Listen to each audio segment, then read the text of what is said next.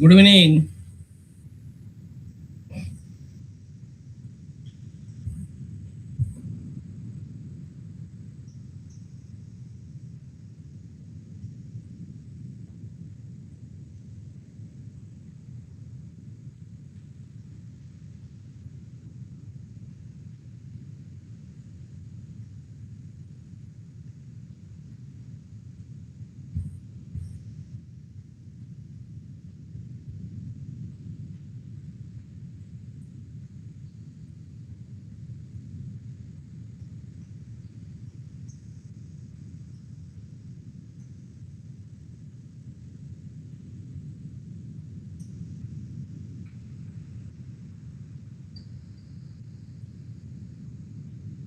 ওকে, দেখো, প্রথম কথা হচ্ছে যে সাজেশনটাকে পড়বে ঠিকঠাক। হ্যাঁ, সাজেশন থেকে কিছু, আবার সাজেশন থেকে কিছু বাদ দেওয়ার চেষ্টা করো না, তাহলে মুশকিল হয়ে যাবে। এটা হলো 1 নম্বর। 2 নম্বর হচ্ছে প্রত্যেকটা চ্যাপ্টারেরই নির্দিষ্ট কতগুলো জিনিস আছে যেগুলো পড়তে হয়। এমন নয় যে প্রত্যেকটা চ্যাপ্টারে পুরো পড়তে হবে এরকম। আর যেখান থেকে পড়ছো চেষ্টা করবে মেটেরিয়াল, এই যে পিডিএফ গুলো আমি দিই, সেই পিডিএফ থেকে করলে কি হবে, ওগুলো ঠিকঠাক ভাবে জট ডাউন করে লেখা আছে। এবার হঠাৎ করে কোনো বই বা অন্য কিছু পড়তে শুরু করো না, তাহলে কিন্তু ঘেঁটে যাবে সব। মানে জিনিসগুলো নতুন, একবারই পরীক্ষা দিতে হবে, অতএব সেটাকে ঠিকভাবে বের করার চেষ্টা করতে হবে, এটা হচ্ছে ব্যাপার। এবার সাজেশন তো পড়বেই, সাজেশনটাই মেন, ওটাকে ফলো করলে কোনো এদিক ওদিক হওয়ার সম্ভাবনা নেই। কিন্তু প্রত্যেকটা চ্যাপ্টারে ধরে আমি একবার এটা আজকে এটা বলে দিই যে ধরো আমি মেনশন করছি, মানে কোনো একটা জিনিস মিস হলো বা হলো এরকম না, কিন্তু প্রত্যেকটা চ্যাপ্টারের একটা নির্দিষ্ট জিনিস আছে যেগুলোকে একবার করে চোখ বোলাবে, সেটা আমি চ্যাপ্টার ধরে বলে দিচ্ছি। এবার সেগুলো যে মানে সব চ্যাপ্টারে এই যে সেটার থেকেই বড় কোশ্চেন বা সেটার থেকেই ছোট কোশ্চেন না, মানে ওই টপিক গুলোর উপরে যদি তুমি থাকো তাহলে মানে গোটা কোশ্চেনটায় কিছু লিখতে পারছো না এরকম সম্ভাবনা কম। ঠিক আছে? তো এবার কোনো চ্যাপ্টারে ধরো বেশি জিনিস আছে, কোনো চ্যাপ্টারে কিছু নেই বললেই চলে, এরকম সবই আছে। মানে সব চ্যাপ্টারে সব জিনিস পড়তে হয় এরকম নয় মোটেই। তো নির্দিষ্ট নির্দিষ্ট নির্দিষ্ট জিনিস আছে, এবং জানো যে সব চ্যাপ্টারের লেন্থ সমান না, অনেক ছোট চ্যাপ্টার আছে, অনেক একটু লেন্থি চ্যাপ্টার আছে, এরকম করে ভাগ আছে, কিন্তু নির্দিষ্ট জিনিস আছে প্রত্যেক চ্যাপ্টারে। আমি সেই টপিক গুলো দেখো একবার বলার চেষ্টা করছি, যে সেইগুলোকে একটুখানি মানে সেইগুলোকে একটুখানি দেখবে ভালো করে, মানে সেগুলোকে কভার করলে আশা করি অন্য কোনো সমস্যা হওয়ার কথা নয়। ঠিক আছে? আমি একদম চ্যাপ্টার ধরে ধরে বলছি, ঠিক আছে? মানে আমি চেষ্টা করছি বলার। দেখো, প্রথমে ধরো আমরা ধরো ফার্স্ট ফার্স্ট বলো বলো। ওই আপনি যে সাজেশনটা দিয়েছেন না, ওটাতে দেখছিলাম আর কি। হ্যাঁ, ওটাতে দেখছিলাম আর কি, যে ওই ইউনিট ওয়াইজ দিয়ে দিলে ভালো হতো। মানে বুঝতে পারছি না যে কোনটা কোন ইউনিটে, মানে এখনো তো সবটা পড়া হয়নি। কোশ্চেন ওয়াইজ, ইউনিট ওয়াইজ দিলে ওইটা অনেক বড় বড় হয়ে যাবে। তো মানে সাজেশনটা তো তাহলে ওটা সাজেশন থাকবে না, তাহলে তাহলে ওটা তো বিরাট লেন্দি জিনিস হয়ে যাবে। যেটুকু আছে ধরো 9টা বা 8টা বা 9টা যেটুকু চ্যাপ্টার আছে, সেইটুকু চ্যাপ্টারের ভিতরে যেটা যেগুলো পিডিএফ, সেখান থেকে আনসার খুঁজবে, বুঝেছো? ওইটাই তো বলছি আমি, যে কোনো বই থেকে হঠাৎ করে পড়তে যেও না, তাহলে কিন্তু বিপত্তি হবে। ওটাই তো বলছি, কেননা বইগুলো কনস্ট্রাকশনের অনুপাতে লেন্দি অনেক, এবং ঠিকঠাক ভাবে এটা মানে বলতে গেলে ঠিকঠাক ভাবে ইঞ্জিনিয়ারদের বায়োলজি বই এখনো নেই ঠিকঠাক ভাবে। এবার ধরো এই টপিক কোটাই যদি আমি অরিজিনালি বায়োলজির বই থেকে পড়তে যাই, তাহলে সেটা বিরাট বড় একটা জিনিস হয়ে যাবে। বুঝতে পারছো? মানে অত তো নয় এখানে, মানে আমার ইঞ্জিনিয়ারিং এর যেটুকু বায়োলজি সেটুকুকে কাটছাট করে ঠিকঠাক করে বইপত্র কম আছে, খুবই কম। এই বইটা খুব পাতলা একটা বই হওয়ার কথা। কিন্তু এবার ধরো আমি এই টপিক কোটাই পড়বো, যদি অরিজিনাল বায়োলজি বই থেকে পড়ো তাহলে সেটা বিরাট বড় জিনিস, মানে অনেক, তাতে অনেক কিছু আছে সবগুলো মিলে। কিন্তু আমাদের তো এত পড়া নেই, মানে আমরা তো পড়বো না। ঠিক আছে? তো ওই পিডিএফ গুলো থেকে খুঁজবে, বই থেকে না। হ্যাঁ, তাহলে দেখবে পুরো মার্কিং করা আছে, মানে দেখবেন তুমি দেখলে লাইনটা বুঝতে পারবে যে এটা, মানে পেজ উল্টালেই বুঝতে পারবে যেটা এখানে আছে। ঠিক আছে? সেইগুলোকেই মেনশন করা আছে। দেখবে ধরো ফার্স্ট চ্যাপ্টার, তো ফার্স্ট চ্যাপ্টার দেখবে, আমি বলি এ দেখো, ফার্স্ট চ্যাপ্টার দেখবে ভীষণ কমন একটা কোশ্চেন, যে ইম্পর্টেন্স অফ বায়োলজি। এবার এটা দেখো, দেখে মনে হচ্ছে কমন, কিন্তু ওই লেখার সময় লিখতে হবে, এটা হচ্ছে ব্যাপার। মানে যা খুশি তাই লিখলে তো হবে না। ধরো হ্যাঁ, সেটাকে ঠিক করবে। এ দেখো, এটা খুব খুব কমন একটা কোশ্চেন, ইম্পর্টেন্স অফ বায়োলজি। কিন্তু এটা মানে এটা কখনোই ভেবো না যে যা হোক একটা কিছু লিখে দিলেই হবে, তা কিন্তু নয়। হ্যাঁ, ঠিকঠাক ভাবেই লিখতে হবে, ঠিকঠাক ভাবেই পড়তে হবে। ভীষণ কমন একটা কোশ্চেন যে ইম্পর্টেন্স অফ বায়োলজি, এবার এটার সাথে একটা জিনিস জুড়ে দেয়, সেটা হচ্ছে ইন ইঞ্জিনিয়ারিং, এটা যোগ থাকবে এটার সাথে। Okay, importance of biology in engineering. হ্যাঁ, তোমাকে তার মানে খুব স্পেসিফিক একটা জিনিস জিজ্ঞেস করা হচ্ছে। এইটা খুব কমন একটা কোয়েশ্চেন। সেকেন্ড দেখবে, চারটে জিনিস নিয়ে এখানে আলোচনা করা আছে, চারটে জিনিস। একটা দেখবে, একটা আছে, একটা অংশ হচ্ছে ক্যামেরা ভার্সেস আই, এই একটা যেমন আছে। আর এটার পাশাপাশি একটা আছে তোমার এরোপ্লেন, এরোপ্লেন ভার্সেস বার্ড, এরকম দুটো জিনিস আছে দেখবে, এরোপ্লেন ভার্সেস ভার্সেস বার্ড। হয়েছে তো? এইটা ধরো কিভাবে পড়তে হবে না, এটা এমন ভাবে পড়তে হবে যাতে এটা সিমিলারিটি যদি লিখতে দেয় তাহলেও যেন লিখতে পারি, যদি ডিসিমিলারিটিস দেয় তাহলেও যেন লিখতে পারি। ওকে, তো মানে সিমিলারিটি ডিসিমিলারিটি যেটাই দিক সেটা যেন লিখতে পারি। এবার আর যদি ফার্স্ট চ্যাপ্টারে বলো, আর ফার্স্ট চ্যাপ্টারে মানে আর একটা জিনিস আছে, সেটা একটু একটুখানি চোখ বোলাতে পারো। দ্যাট ইজ দ্য মানে role of biology in our life, এইটা একটা জেনারেল কোশ্চেন হয়। That is the role of biology in our life. এটা একটা মানে জেনারেল কোশ্চেন, এটা খুব যে ভারী কোশ্চেন তাও নয়। Role of biology in our life একদম জেনারেল একটা কোশ্চেন, এবং জেনারেল বায়োলজিক্যাল সেন্স থেকেই যদি তুমি আনসার লেখো তো খুব একটা এটা ভুল হওয়ার কথা নয়, বা লিখতে পারবে। যেমন যেমন হয় আর কি, নেচারের নলেজ পাই আমরা, ম্যানকাইন্ডের প্রতি বেনিফিটস বলো, হ্যাঁ, মেডিসিন, মেডিসিন এরিয়ার বলো, রিসার্চের এরিয়ার কন্ট্রিবিউশন বলো, কিংবা ধরো এই যে কনজারভেশন অফ নেচার টেচার নিয়ে এত কথা হয়, সেই সমস্ত জিনিসগুলো, সেগুলো সবই কিন্তু তুমি বায়োলজির দৌলতেই পাচ্ছ, এবং সেগুলো আমাদের প্রত্যেকটারই আমাদের লাইফের উপরে বিরাট ইম্পর্টেন্স আছে। এইরকম করে যখন লিখবে তখন গ্রসলি কোনো প্যারাগ্রাফ লিখবে না, চেষ্টা করবে সবসময় 1 2 3 4 করে পয়েন্ট করে লিখতে। তখন যার যত বেশি পয়েন্ট তাকে তার নাম্বার অটোমেটিক্যালি বেশি ক্যারি করবে। কখনো এরকম ভাববে না যে 3 পাতা জুড়ে বা 2 পাতা জুড়ে আমি টানা একটা বিরাট বড় কিছু লিখে দিয়ে হবে না নাম্বার, ওরকম লিখো না, কারণ বায়োলজির উত্তর ওরকম হয় না কখনো। মানে যাকেই তুমি লিখছো, ধরো তোমার একটা গোটা প্যারাগ্রাফ মাথায় আসছে, ভালো কথা, ওই প্যারাগ্রাফটাকে চেষ্টা করো এবার মেন লাইনে 7টা 8টা 9টা পয়েন্টে লিখতে। মানে 1 2 3 4 5 6 করে ভেঙে ভেঙে দাও, ভেঙে লেখো। দেখো, এই যে নাম্বার যখনই বাড়াবে তখনই সেই আনসারটার প্রতি মানে চোখ যায়। এটা খুব সিম্পল ব্যাপার, যে সেই আনসারটা মনে হয় ওকে ফাইন, ভালো লিখেছে। এবার গ্রসলি লিখে দিলে, ধরো প্রথমে দুটো লাইন পরে, মাঝে একটা লাইন পড়লো, তারপরে মনে হলো আর ঠিক আছে লিখেছে, দিয়ে একটা অ্যাভারেজ নাম্বার বসে। তো গোটা প্যারাগ্রাফ মাথাতে গেলেও সেটাকে চেষ্টা করবে ভাঙতে, ভেঙে লিখবে। মানে ধরো 6টা পয়েন্ট, 7টা পয়েন্ট, 8টা পয়েন্ট হবে, ওই 8 করে লেখো, 1 2 3 4 5 6 7 8 করে লেখো। তাতে দেখো নাম্বার অনেক হেরফের হবে। এইটা একটা জিনিস, এটা মনে রাখবে, কারণ লেন্দি মানে লম্বা চওড়া উত্তর তো নয় কোনোটা, অথবা আমি ওরকম করে লিখতে যাবো কেন, যে আমি যা জানি সব একবারে প্যারাগ্রাফ করে লিখে ফেলবো, এরকম কখনো না। ঠিক আছে, এরপরে এসো, এই ধরো ফার্স্ট চ্যাপ্টার হলো, তারপরে এসো সেকেন্ড চ্যাপ্টার 2। চ্যাপ্টার 2 তে বিষয়বস্তু ক্লাসিফিকেশন, চ্যাপ্টার 2 তে আমরা পড়েছিলাম চ্যাপ্টার। স্যার ফার্স্ট চ্যাপ্টারে ওই ওই যে ওই কার্লোলিনিয়াস এই যে ওগুলো এগুলো পড়তে হবে না? ওগুলো তো ধরো বায়োনোমিয়াল ওটা তো কতগুলো সিম্পল জিনিস আছে যেগুলো ধরো শর্ট কোশ্চেন আছে, সেগুলো তো তুমি অটোমেটিক্যালি ওটা এমনি পারবে পাইজলটা। ধরো হোয়াট ইজ বায়োনিয়ান মেশিন, ওগুলো আমি বললাম না ওই জন্য, ঠিক আছে। কিংবা ধরো ওইরকম কোন একটা পার্টিকুলার নাম হয়, ধরো ওই যে এই ফাদার অফ জেনেটিক্স বা এরকম যে জিনিসপত্র, সেইগুলো শর্ট কোশ্চেনের ক্ষেত্র। হ্যাঁ, অন্য কিছু মানে শর্ট কোশ্চেনের ম্যাটার। এবার চ্যাপ্টার 2 দেখবে লেন্থ যদি দেখো, চ্যাপ্টার 2 বিরাট বিরাট বড় একটা জিনিস। ক্লাসিফিকেশন এমনিতেই খুব লম্বা চওড়া জিনিস, কিন্তু ক্লাসিফিকেশন মানে এটা নয় যে তোমাকে এরকম লম্বা চওড়া জিনিস লিখতে দেবে, সেটা নয়। কিন্তু যেটা পার্টিকুলার সেটা হচ্ছে, ধরো কি এই যে কিংডম, এই যে কিংডম ক্লাসিফিকেশন, এই যে জিনিসটা, এইটা তোমাকে ভাগ লিখতে দেবে। মানে যে কিংডম ক্লাসিফিকেশন করো, কিংডম ক্লাসিফিকেশন করো। ওকে, কোশ্চেনটা খুব মানে সোজা করে বলা হয়, কিংডম ক্লাসিফিকেশন, তার মানে তোমাকে শুধু ভাগগুলো লিখতে বলছে।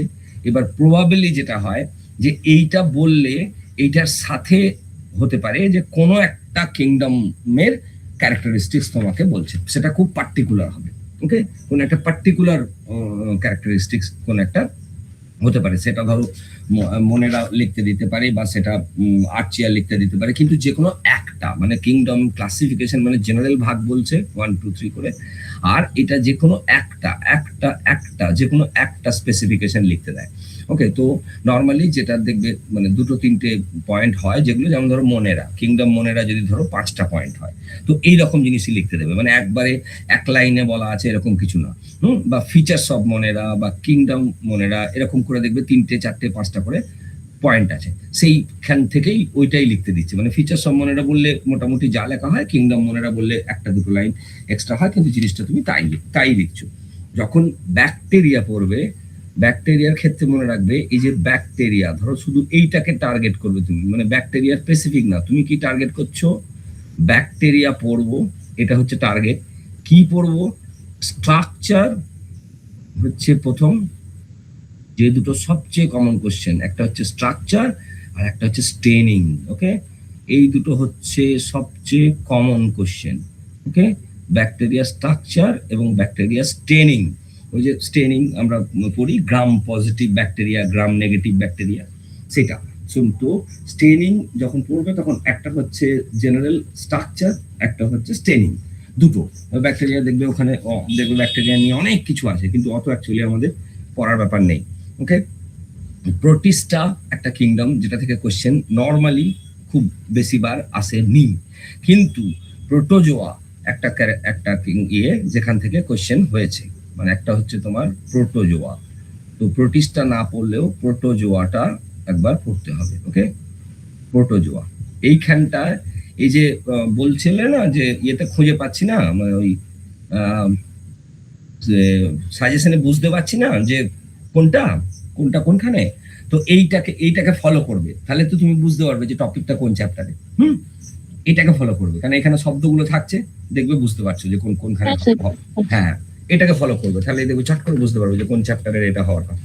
ওকে, এইবার এইখানে দুটো ডিফারেন্সের জায়গা আছে, দুটো না মানে অ্যাকচুয়ালি তিনটে দেখবে কম্প্যারিজন টাইপ অফ ডিফারেন্স আছে।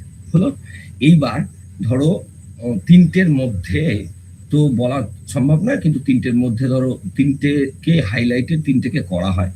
তার মধ্যে ধরো একটা তো খুব ডেফিনেটলি প্ল্যান সেলের সঙ্গে অ্যানিমাল সেল, ধরো এরকম একটা প্ল্যান সেলের ভার্সেস অ্যানিমাল সেল, এটা একটা, এই যে একটা হলো, ঠিক আছে, এটা একটা জেনারেল। এগুলো খুব কি বলতো, মানে বায়োলজির হিসেবে না, এগুলো খুব কমন কোশ্চেন, মানে যিনি কোশ্চেন করেন তার ক্ষেত্রে এটা খুব কমন ব্যাপার এগুলোকে দেওয়া।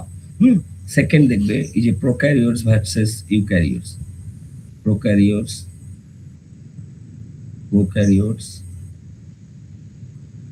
ভার্সেস ইউক্যারিওটস, এটা। এগুলো ডিফারেন্স করতে হবে। হ্যাঁ, একদম একদম কম্প্যারিজন, সিমিলারিটি লাগবে না? ওই মধ্যে দেখবে পড়বে তুমি, মানে যে ধরো যদি 10টা পয়েন্ট পড়ো তার মধ্যে যদি 6টা মনে থাকে, তাতে করে কম্প্যারিজন হোক বা ডিফারেন্স হোক, দেখবে লিখতে পারছো। ঠিক আছে, এবার এই দুটো বারবার পড়েছে কমন, মানে ধরো অনেকবার পড়েছে, প্ল্যান্ট সেলের সাথে অ্যানিমাল সেল বা প্রোক্যারিওটস সাথে ইউক্যারিওটস, কিন্তু ব্যাপার হচ্ছে এই দুটো প্রোক্যারিওটস ইউক্যারিওটস বাদ দিয়ে না, এখানে আর একটা জিনিস আছে।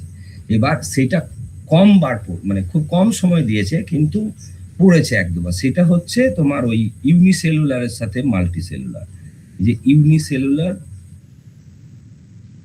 কিন্তু পড়েছে, কিন্তু খুব কম বার, ওই উপরের দুটো যতবার ততবার নয়, ইউনিসেলুলার ভার্সেস মাল্টিসেলুলার, কারণ এটা অতটা অতটা ইম্পর্টেন্ট জিনিস নয় এটা।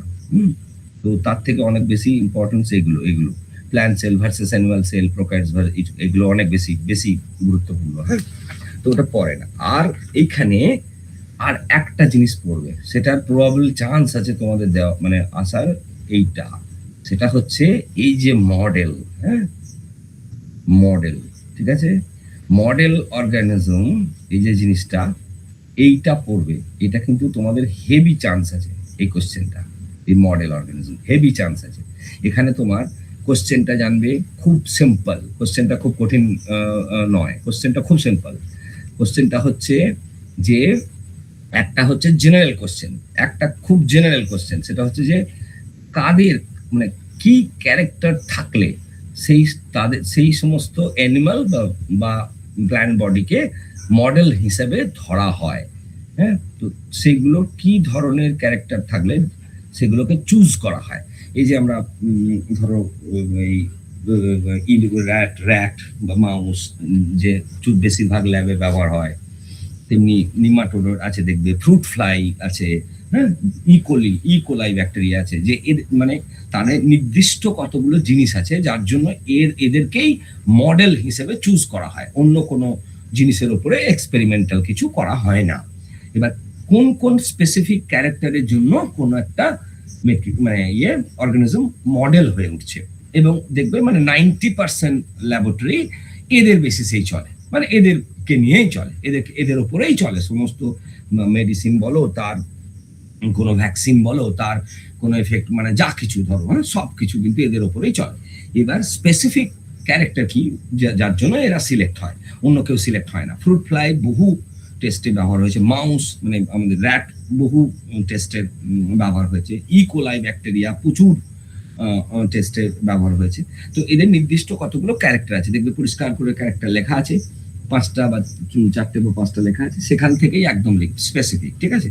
এইবার এইখানে যেটা সেইটা হচ্ছে যে ক্যারেক্টারের সাথে যেটা সেটা হচ্ছে এইখানে পড়তে পারে, যেটা সেটা হচ্ছে পার্টিকুলার কোনো একটা নাম বলে দিতে পারে, হ্যাঁ, দিয়ে জিজ্ঞেস করতে পারে যে এইটা মডেল হয়ে উঠেছে কেন, বুঝতে পারছো?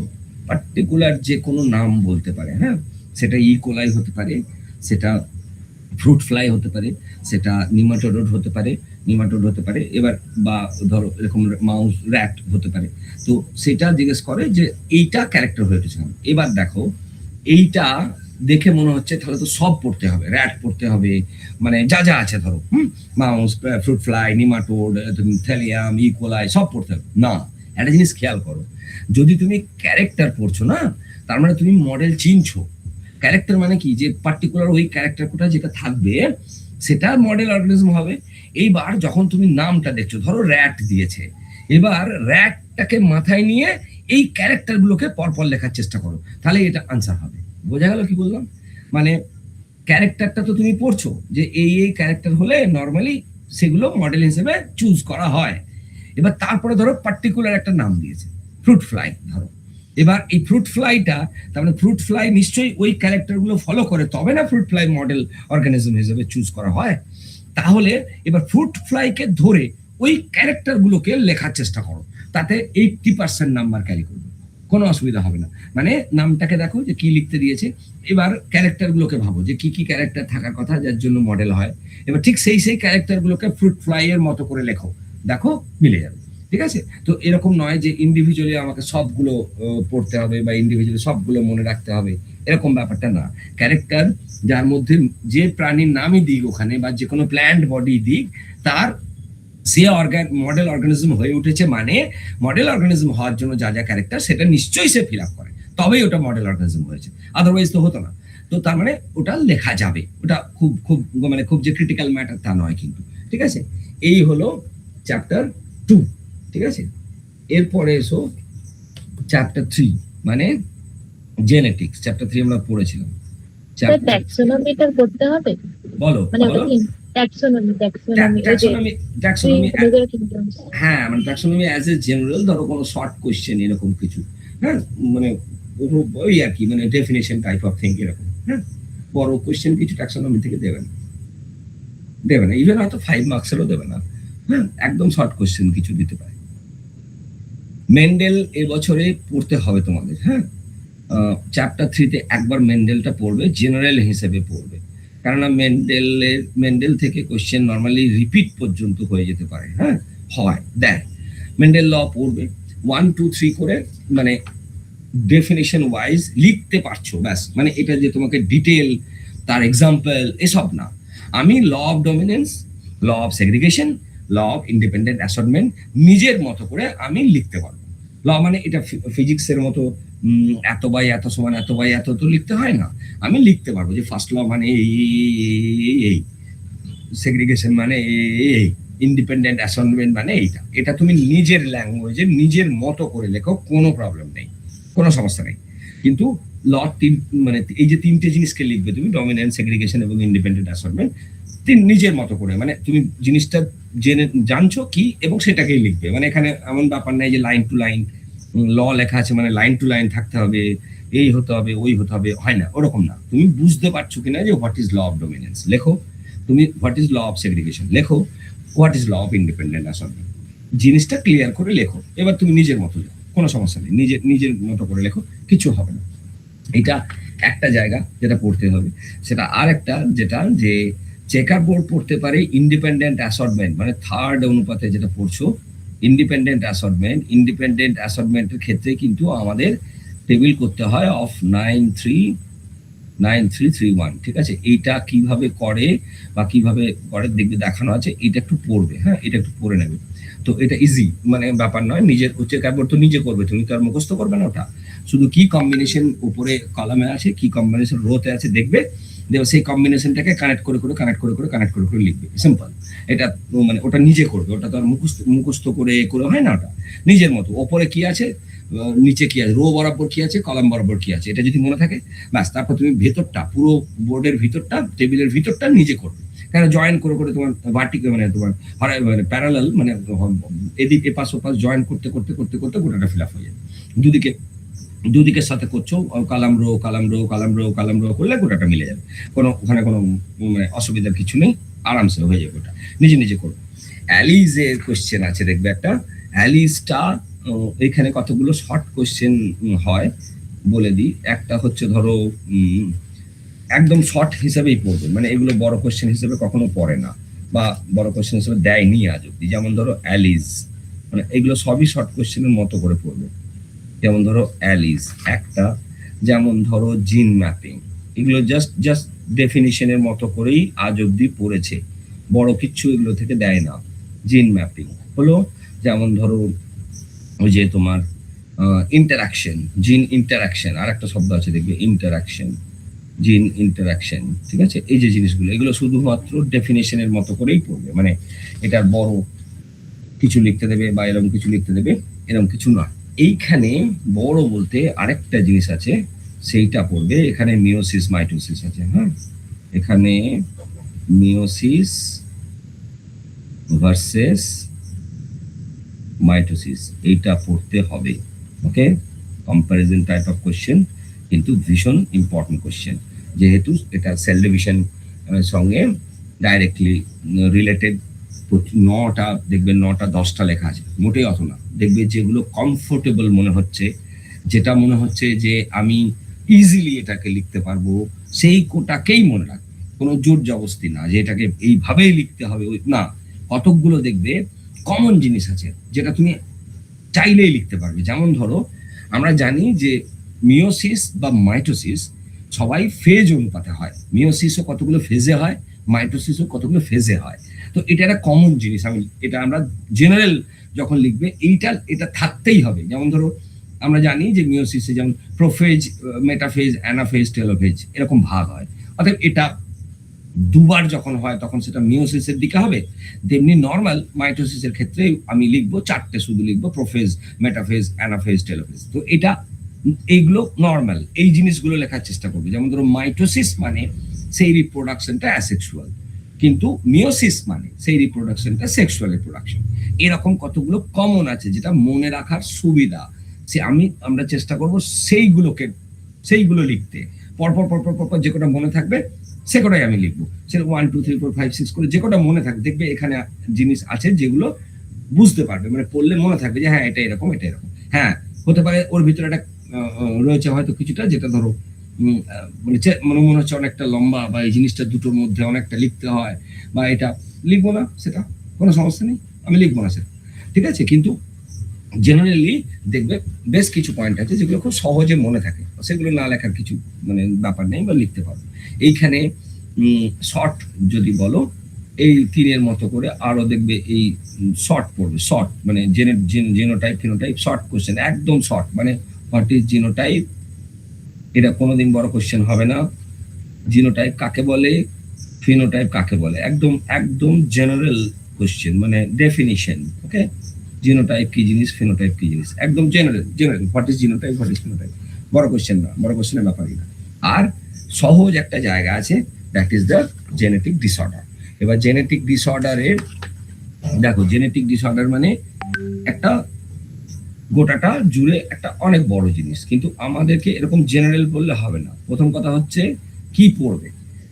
এ দেখো, জেনেটিক ডিসঅর্ডার মানে হচ্ছে যে জিনগত কোনো সমস্যা থেকে কোনো একটা অসুস্থতা শরীরে আসা, সেটা ফার্স্ট যেটা করবে যে এইরকম জিনিসের যখন বলবে তখন তার ডেফিনেশনে কি লিখবো। ওকে, যে জিন জেনেটিক ডিসঅর্ডার মানে কি। তো নর্মাল সবার ক্ষেত্রে এক, যে জেনেটিক ডিসঅর্ডারে কোনো মিউটেশন আছে, মানে কোনো একটা হার্মফুল চেঞ্জ হয়ে গেছে জিনের মধ্যে, যেটা এফেক্ট করতে পারে, বা যে অনেক সময় হতে পারে যে রং অ্যামাউন্ট অফ জেনেটিক মেটেরিয়াল, তার জন্যও হতে পারে। তো সেটা হচ্ছে সবার জন্য, সমস্ত জেনেটিক ডিসঅর্ডারের একটাই ডেফিনিশন, যে জিনগত কোনো হার্মফুল চেঞ্জ হয়েছে জিনের মধ্যে, তার থেকে কোনো একটা ডিসঅর্ডার। এইবার দেখো, এইটা ব্লাড গ্রুপের ক্ষেত্রে যেমন হতে পারে, তেমনি কোনো কেমিক্যাল এক্সপোজার, কোনো রেডিয়েশন এক্সপোজার, কোনো ধরো আল্ট্রাভায়োলেট এক্সপোজার, এইগুলো থেকেও জেনেটিক ডিসঅর্ডার, মানে জিন মিউটেশন যাকে বলে, সেটা হতে পারে। ব্লাডের ক্ষেত্রেও হতে পারে, নর্মাল ক্ষেত্রেও হতে পারে। এইবার এইখানে ধরো যে তিনটে ডিজিজ নিয়ে সবচেয়ে বেশি নাড়াচাড়া হয়, ডিজিজ তিনটে মাথায় রাখবে, মানে এমন নয় যে তোমাকে ঢুকে পড়তে হবে, কিন্তু ডিজিজটা মাথায় রাখবে। যে নর্মালি যে তিনটে নিয়ে পড়াশোনা করানো হয়, তার মধ্যে ডায়াবেটিস একটা, সিকেল সেল অ্যানিমিয়া একটা, কালার ব্লাইন্ডনেস একটা। এই তিনটে যেটা দেখবে বেশিরভাগ ক্ষেত্রে মানে পড়ানো হয়। একটা হচ্ছে ডায়াবেটিস, যে তিনটে নিয়ে নাড়াঘাটা হয়। এই তিনটে মানে ডিজিজ তিনটে অন্তত মনে রাখবে, যেন মানে এক্সাম্পল লিখতে হয় তখন যেন লিখতে পারো। একটা সিকেল সেল অ্যানিমিয়া, অ্যানিমিয়ায় লিখছি আমি অ্যানিমিয়া, আর একটা আছে কালার ব্লাইন্ডনেস, কালার ব্লাইন্ডনেস, একটা হলো কালার ব্লাইন্ডনেস। তো যখন মানে এমনি অন্য জেনারেল কোনো অসুস্থতার কথা লেখা যায় না, যখন তুমি জেনেটিক ডিসঅর্ডার লিখছো, তখন এইগুলো খুব মানে মেডিকেল হিস্ট্রিতে এগুলো খুব মার্কড, বুঝেছো, অ্যাজ এ জেনেটিক ডিসঅর্ডার। হ্যাঁ, প্রচুর মানুষজন আছেন যারা এই সমস্ত ডিজিজে এফেক্টেড। ওকে, তো সেগুলো একটা জন্য যখন লিখবে, যে কোনো যেটাই লিখছো তুমি, ডেফিনেশনের পরে ধরো কোনো এক্সাম্পল লিখছো, তো ডায়াবেটিস লেখো, কিংবা এই সিকেল সেল অ্যানিমিয়া লেখো, কিংবা কালার ব্যান্ড লেখো। এখানে অন্য কোনো ডিজিজ নেই যেগুলো জেনেটিক ডিসঅর্ডার থেকে হয় না, তো অন্য ডিজিজগুলো হয় না তো জেনেটিক থেকে খুব একটা। তো তার জন্য যে এই তিনটেকে মনে রাখবে, যে তিনটে অ্যাকচুয়ালি পড়ানো আছে, যে ডায়াবেটিস, অ্যানিমিয়া এবং কালার ব্লাইন্ডনেসটাই হয়, এরকম ফিক্সড আছে সব, যে যতটা পড়ানো হয়। আর এইখানে একটা কোড আছে, সেইটা পড়বে। এখানে একটা কোড আছে, দেখবে এখানে দেখবে একদম নোটটার শেষে দেখবে একটা জেনেটিক কোড বলে জিনিস আছে, জেনেটিক কোড। এটা ডেফিনিশন কোড, কিছু করতে হবে না। এটা কাকে বলে জেনেটিক কোড, বা জেনেটিক কোডে তোমার ছোট ছোট কতগুলো মানে দেখবে ক্যারেক্টারিস্টিক্স হয়, যে জেনেটিক কোডের ক্যারেক্টার কি, এরকম আর কি। যেমন এরা নন ওভারল্যাপিং হয়, পোলারিটি থাকে, তোমার ইউনিভার্সাল হয়, হ্যাঁ, নন অ্যাম্বিগুয়াস হয়, এরকম দুটো তিনটে লিখতে পারলেই হবে। Genetic code normally what is genetic code বলেই আসে, তো সেই ক্ষেত্রটাতে মানে সার্টেন রুল, বুঝেছো। কোড মানে হচ্ছে নির্দিষ্ট কতগুলো রুল, যেগুলো লিভিং সেলে অ্যাকচুয়ালি ট্রান্সলেট, মানে ইনফরমেশন এনকোডিং এর মতো ব্যাপারটা, হ্যাঁ, জেনেটিক মেটেরিয়ালের মধ্যে ইনফরমেশন এনকোডিং এর মতো ব্যাপার। তো সেটা কি হয়, মানে সেই কোডগুলো যদি আমরা কোডিং বলি, কোডিং এ যদি বলি, তো সেই কোডিংটা কেমন হয়? কোডিংটা নন অ্যাম্বিগুয়াস হয়, ইউনিভার্সাল হয়, ওভারল্যাপ করবে না, কোনো একটার সাথে একটা ওভারল্যাপ করে না, পোলারাইজ হয়, তার একটা স্টার্ট থাকবে, একটা এন্ড থাকবে, মানে স্টার্ট স্টপ থাকবে, মানে জেনেটিক কোড, মানে কোডিং যেভাবে হয় সেইভাবে থাকে সিস্টেমটা, সেটাই জেনেটিক কোড। ওকে, এই হলো 3 নম্বর চ্যাপ্টার, ঠিক আছে। এরপরে এসো 4 এ দেখবে chapter 4 is a biomolecule chapter. বায়োমলিকুলে এটা ধরো অন্য অন্য অন্য থেকে একটু সহজ, বায়োমলিকুলের অন্য জিনিসের থেকে সহজ। তার মধ্যে ইম্পর্টেন্স দিয়ে পড়বে কার্বোহাইড্রেট। হ্যাঁ, এবছরে কার্বোহাইড্রেট পড়বে ইম্পর্টেন্স দিয়ে। কার্বোহাইড্রেটস পড়বে, হ্যাঁ, স্ট্রাকচার, হ্যাঁ, তো আমাদের হিউম্যান লাইফে ইম্পর্টেন্স, মনোস্যাকারাইড কাকে বলে, গ্লুকোজ বা এরকম কোন নির্দিষ্ট একটা স্ট্রাকচার কেমন করে লেখে, ওকে। কার্বোহাইড্রেটকে স্টেন দিয়ে পড়বে, মানে কার্বোহাইড্রেটটা ঠিক ঠিক পড়বে, কার্বোহাইড্রেট চলে আসতে পারে।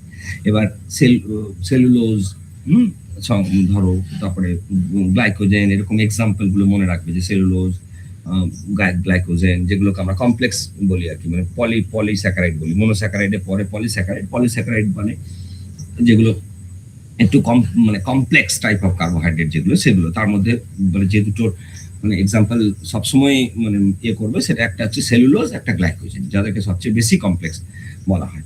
মানে পলিস্যাকারাইডের ভিতরে বা কমপ্লেক্স কার্বোহাইড্রেটের ভিতরে সে মোরাললেস কমপ্লেক্স বলা হয়। জেনারেল কার্বোহাইড্রেট করছে মানে ফাংশন আমাদের শরীরে, মানে হিউম্যান বডিতে কার্বোহাইড্রেটের কি ফাংশন, মানে কার্বোহাইড্রেট আমাদের শরীরে কি জন্য লাগে বা কি আমাদের তার প্রয়োজনীয়তা, হ্যান ত্যান ইত্যাদি। এবার এইখানে দেখ আইসোমার পড়বে, শর্ট কোয়েশ্চেন, অবশ্যই শর্ট কোয়েশ্চেন। অপটিক্যাল লিখলাম না আমি, অপটিক্যাল আইসোমারিজম আছে দেখবে, হ্যাঁ, এটা পড়বে, হ্যাঁ, অপটিক্যাল আইসোমারিজম। নর্মাল ডেফিনিশন দিয়ে দেখবে দুটো ছবি আছে, দুটো স্ট্রাকচার দেখবে পাশাপাশি, ডান দিক বাঁ দিক আঁকা আছে, স্ট্রাকচার দুটোকে জাস্ট পড়বে তাহলেই হবে। অ্যামাইনো অ্যাসিড পড়বে, এসেনশিয়াল, নন এসেনশিয়াল, এইটাও একটা ইম্পর্টেন্ট কোয়েশ্চেন। অ্যামাইনো অ্যাসিড পড়বে দুটো মানে দুটোই পড়বে, মানে এসেনশিয়াল একটা পার্ট আর নন এসেনশিয়াল দুটোই পড়বে কিন্তু, হ্যাঁ, অ্যামাইনো অ্যাসিডের দুটো, এসেনশিয়াল পড়বে, নন এসেনশিয়াল পড়বে, এক্সাম্পল পড়বে জানো, হ্যাঁ, মানে এসেনশিয়াল লিখবে যখন তার এক্সাম্পল, নন এসেনশিয়াল লিখবে যখন তার এক্সাম্পল মনে রাখবে, সবই একটা দুটো করে এক্সাম্পল মনে রাখবে, কিন্তু নাহলে খুব মানে মুশকিলের ব্যাপার। এক্সাম্পলটা থাকতেই হবে, মানে বায়োলজির ক্ষেত্রে ওইটা একটা খুব কমন জিনিস হিসেবে ধরা হয়। প্রোটিনের ক্লাসিফিকেশন পড়বে, প্রোটিনের ক্লাসিফিকেশন পড়বে, জাস্ট ভাগ, প্রত্যেকটা একটা করে লাইন যদি লিখতে পারো তাতেই হয়ে যাবে, হ্যাঁ, জাস্ট ক্লাসিফিকেশনটা 1 2 3 4 করে যতগুলো পারবে, হ্যাঁ, চারটে, মানে ধরো যে মেজর যে ভাগগুলো হয় ক্লাসিফিকেশনে, সিম্পল প্রোটিন একটা ভাগ হয়, কনজুগেটেড প্রোটিন একটা ভাগ হয়। এবার সিম্পল প্রোটিনের ভেতরে 3-4টে জিনিস আছে, কনজুগেটেড প্রোটিনের ভেতরেও 5-6টা জিনিস আছে। এবার জাস্ট নামগুলোকে যদি পরপর লিখতে পারো তাতেই নাম্বার হয়ে যাবে, মানে ভিতরে ঢুকে আমি অনেক কিছু লিখতে পারছি না, দরকার নেই, মেন যদি হেডগুলোকে লিখতে পারো, যে সিম্পল প্রোটিন মানে এগুলো, যে amino acid, normal amino acid, কটা ক্লাসিফিকেশন আছে? দুটো দেখবে, একটা তোমার সিম্পল ক্লাসিফিকেশন, মানে সিম্পল একটা কনজুগেটেড, হলো তো। এবার সিম্পলটা দেখবে 3টে বা 4টে একটা আছে, আর কনজুগেটেড এর ভিতরে দেখবে 4টে বা 5টা আছে, ঠিক আছে। এবার নামগুলো যদি আমি লিখতে পারি না, তাহলেই হবে। মানে ধরো সিম্পল প্রোটিন মানে নর্মালি কোনগুলো, সিম্পল প্রোটিন মানে ধরো অ্যালবুমিন, গ্লোবিউলিন, গ্লুটালিন, হিস্টোন, এরকম যে জিনিসগুলো, সেইগুলো সিম্পলের মধ্যে পড়ে। তেমনি যখন তুমি বলছো গ্লাইকোপ্রোটিন, যখন তুমি বলছো ফসফোপ্রোটিন, মানে মিক্স বলছো, দেখো গ্লাইকোপ্রোটিন, ফসফোপ্রোটিন, ক্রোমোপ্রোটিন, এরকম মিক্স বলছো, দেখো লিপোপ্রোটিন, মিক্স বলছো, দেখো প্রত্যেকবার দুটো করে শব্দ বলছো, এইগুলো হচ্ছে কনজুগেটেড। সিম্পল মানে একটা নাম হয়, দেখো অ্যালবুমিন, গ্লুটানিন, হিস্টোন একটা, এগুলো সব সিম্পল।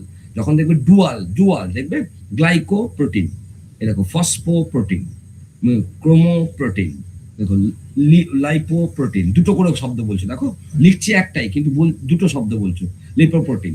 তো এই যে জিনিসগুলো, এইগুলো কনজুগেটেড, তার মানে এটা দুটো মানে দুটো কম্বিনেশন আছে অ্যাকচুয়ালি, মানে consist of simple protein in combination with some non protein component, তাদেরকে বলা হয় কনজুগেটেড। যারা প্রোটিনের সাথে নন প্রোটিনের কম্বিনেশন আছে, এটা তো বুঝতে পারছো। ধরো ফসফোপ্রোটিন যাকে তুমি বলছো, ফসফোপ্রোটিন, এটা পরিষ্কার বোঝা যাচ্ছে যে ইট is A protein combination with phosphate, এটা পরিষ্কার। তাহলে প্রোটিনটা প্রোটিন বডি, ফসফেটটা তো প্রোটিন বডি না, তো ফসফেটটা নন প্রোটিন কম্পোনেন্ট। তো non protein component combine with protein component. দুটো তখন তুমি ফসফোপ্রোটিন, তো ওটা তো একটাই শব্দ বলছো তুমি, ফসফোপ্রোটিন। তার মানেটা কি, মানে phosphate in combination with protein, এরকম যে কোলাবোরেশন গুলো সেইগুলো অ্যাকচুয়ালি কনজুগেটেড। জয়েন্ট নাম মানে সেটা কনজুগেটেড প্রোটিন, এবং সিম্পল মানে অত ওরকম না। হিস্টোন ধরো, নর্মাল হিস্টোন এরকম যে বলছো, গ্লুটানিন, গ্লোবিউলিন, এইগুলো হচ্ছে সিম্পল। ওকে, তো ক্লাসিফিকেশন লেখার সময় জাস্ট যদি নামগুলোকে পরপর এ বি সি ডি করে লিখতে পারো, তাতেই হয়ে যাবে নাম্বার, মানে তাতে নাম্বার ক্যারি করবে, কোনো সমস্যা নেই। এনজাইম পড়বে, হ্যাঁ এনজাইম পড়বে, এনজাইম এই চ্যাপ্টারই আছে এনজাইম। ওকে, এনজাইমের ডেফিনিশন এবং দু ধরনের দেখবে, দুটো আছে দেখবে, যে অ্যাক্ট হিসেবে বলা আছে দেখবে, ট্রান্সপোর্ট রিসেপ্টর বলে। এনজাইম ট্রান্সপোর্টের যে ফাংশন সেটা, রিসেপ্টর হিসেবে এনজাইমের যে ফাংশন সেটা। ওকে, আর কার্বোহাইড্রেট হলো, প্রোটিন হলো, এই চ্যাপ্টারে আর পাবে ফ্যাট মানে লিপিড পাবে এই চ্যাপ্টারে, আর পাবে লিপিড। ওকে, লিপিডের ক্ষেত্রে ধরো ডিভিশন, কম্পাউন্ড লিপিড, হ্যান ত্যান 12-17, কিন্তু লিপিডের ক্ষেত্রে একটা কোশ্চেন বারবার এসছে, that is the function in human body, মানে লিপিড আমাদের শরীরে কি কাজে আসে, ফাংশনস অফ লিপিড, মানে আমাদের শরীরে লিপিড কি কাজ করে, কি কাজ করে এটা। আর একটা এখানে কোশ্চেন আছে, এই যে ওয়াক্স বলে, ওয়াক্সের টাইপ, মানে কি ধরনের ওয়াক্স আমরা বলি। এই যে ওয়াক্স বলি, তো ওইটা প্ল্যান্ট ওয়াক্স হয়, বীজ ওয়াক্স হয়, উল ফ্যাট হয়, সিবাম হয়, হ্যাঁ, প্যারাফিন ওয়াক্স হয়। এগুলো কি, জাস্ট জানবে, মানে এটা এরকম না, মানে অনেক সময় ওয়াক্স বললে, বীজ ওয়াক্স বললে অন্য জিনিস বোঝায়, উল ফ্যাট বলে একটা জিনিস হয় সেটা অন্য জিনিস বোঝায়, সিবাম অন্য জিনিস বোঝায়, প্যারাফিন ওয়াক্স অন্য জিনিস বোঝায়। ঠিক আছে, এটা দেখবে জাস্ট একটা করে লাইন লেখা আছে, একটা করে লাইন আছে, দেখবে যে জিনিসটা কি, আর কিছু লেখা নেই এখানে। এবার ফ্যাট পড়ছো, এটা লিপিড পড়ছো মানে ফ্যাট পড়ছো। তো ফ্যাটের ক্ষেত্রে কি হয়, মানে ফ্যাটে ধরো ভাগ যদি দেখো, তো ভাগে প্রোটিনের মতোই সিম্পল, এখানেও সিম্পল লিপিড আছে, কম্পাউন্ড লিপিড আছে, ডেরিভেটিভ লিপিড আছে, এরকম আছে। কিন্তু এখানে যেগুলোকে টার্গেট করা হয় সেগুলো কি বলতো, যে ওয়াক্স কি জিনিস যেমন বললাম, তেমনি ধরো ফ্যাটের সাথে অয়েল, এই যে মানে এটা কি জিনিস, মানে অয়েল ফ্যাট ইজ ডিফারেন্ট না সেম, এরকম যে জায়গাগুলো, সেইগুলো থেকে কোশ্চেন হয়। বা আমরা এই যে ফ্যাট বলি, মানে ফ্যাটি অ্যাসিড বলে একটা শব্দ বলি, তো ফ্যাটি অ্যাসিডটার স্যাচুরেটেড একটা ভার্সন হয়, আনস্যাচুরেটেড একটা ভার্সন হয়। তো এই যে স্যাচুরেটেড ফ্যাটি অ্যাসিড মানে তাকে আমরা কোনটা বলি, আর আনস্যাচুরেটেড মানে কোনটাকে বলি, একবার পড়বে দেখবে বুঝতে পারবে। স্যাচুরেটেড ফ্যাটি অ্যাসিড মানে হচ্ছে যা বলা নর্মালি, যাদের সাথে maximum possible number of attach hydrogen, তারাই হচ্ছে স্যাচুরেটেড। স্যাচুরেটেড ফ্যাট মানে হচ্ছে যার সাথে maximum possible number of hydrogen attach আছে। এবার যদি নেই তাহলে সেটা আনস্যাচুরেটেড। যদি কার্বন অ্যাটম নেই অতগুলো, মানে হাইড্রোজেন অ্যাটম নেই অতগুলো যদি, তাহলে আনস্যাচুরেটেড। মানে যেটা স্যাচুরেটেড বলছো তুমি, সেটা মানে হচ্ছে maximum possible number of attach hydrogen, তারা হচ্ছে স্যাচুরেটেড। এবার যদি না হয় ধরো, তাহলে তখন কি, মানে কার্বনটা ফুল স্যাটিসফাইড নয়, মানে স্যাচুরেটেড নয় হাইড্রোজেনের সাথে, তাহলে নর্মালি সেটা আনস্যাচুরেটেড। এরকম মানে জাস্ট চোখ বলাবে, মানে কখনো লিপিডের ফাংশনটা মেনলি পড়বে, ফাংশন লিপিড কোশ্চেন হয়েছে আগে, সেই জন্য ফাংশনটা পড়বে।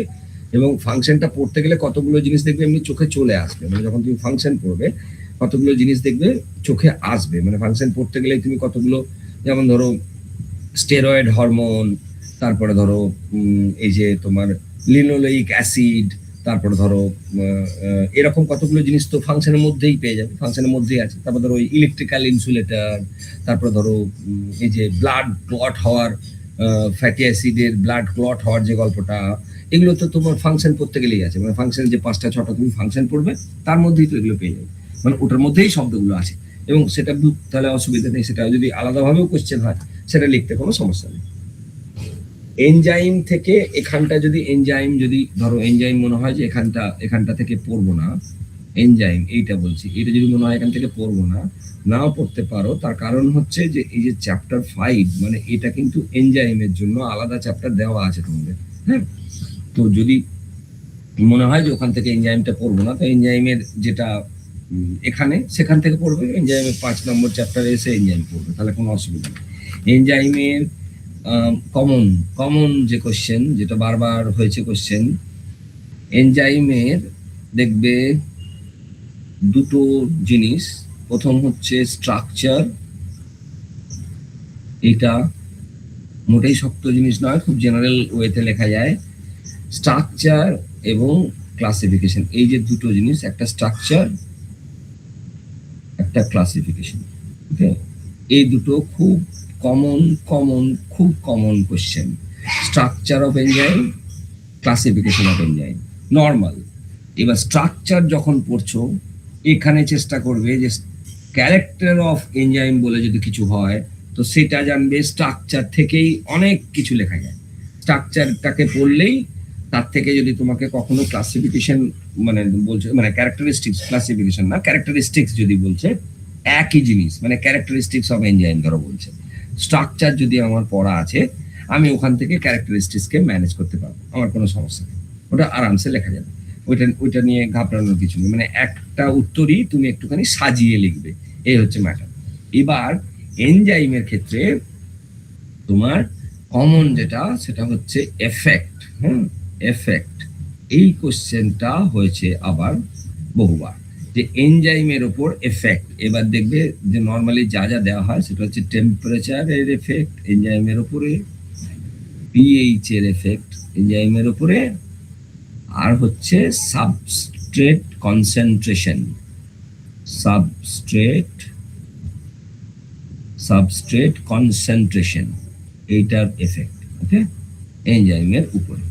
এই তিনটে দেখবে একটা করে গ্রাফের মতো জিনিস আছে, দেখবে দেখবে গ্রাফ আছে, টেম্পারেচারে দেখবে একটা গ্রাফ আছে, হ্যাঁ, পিএইচ এ যখন দেখবে একটা গ্রাফ আছে, নর্মাল কার্ভ নিউট্রালাইজ হয় একদম 1 to 10 দিয়ে ভাগ করে, নিচটা দেখবে পিএইচ এটা একদম নর্মাল কার্ভ, রাইজিং দেন টপ দিয়ে আবার ডিক্লাইনিং, এরকম একটা কার্ভ আছে। তেমনি সাবস্ট্রেট কনসেন্ট্রেট দেখবে স্টেট, মানে স্টেট লাইনের মতো একটা আছে। এবার এইটা হচ্ছে একদম কেমিক্যাল বায়োলজি, মানে ধরো এই যে এফেক্ট বলছো তুমি, টেম্পারেচার, এনজাইমের টেম্পারেচারের এফেক্ট, পিএইচ এর এফেক্ট, সাবস্ট্রেট কনসেন্ট্রেটেড, এইগুলো পুরো কেমিক্যাল বায়োলজি। অতএব এইটা যখন তুমি লিখছো সেক্ষেত্রে একটা গ্রাফ কনজুগেট করে দিলে আনসারটা পোক্ত, মানে অ্যাপ্রোপ্রিয়েট একটা, ঠিক আছে। এই জন্য মানে ধরো এটা পার্শিয়াল বায়োলজি, এটা মানে কেমিস্ট্রি বা কেমিক্যাল রিয়াকশনগত যে জায়গা সেগুলো বেশি, তার মানে অনেক বেশি, বায়োলজি তো এখানে মানে কম ধরো। তো সেরকম একটা আনসার যেহেতু লিখছি, তো একটা যদি আমি গ্রাফ করতে পারি, তাহলে মানে গ্রাফটা যদি আমি ওর মধ্যে দিয়ে দিতে পারি, তাহলে আনসারটা অনেক অনেক পরিষ্কার, অনেক পোক্ত হয়। জেনারেল বায়োলজি এটা নয়, এটা সত্যি কথা, এটা জেনারেল বায়োলজি নয়, এটা কেমিক্যাল ওরিয়েন্টেশন এর মধ্যে বেশি, এটা তো ঠিক কথা। এবার এইখানে আর একটা জিনিস আছে, এই যে দুটো জিনিস আছে, একটা নয়, মানে হচ্ছে দেখবে দেখবে এই দুটো পড়বে, দেখবে একটা শব্দ আছে,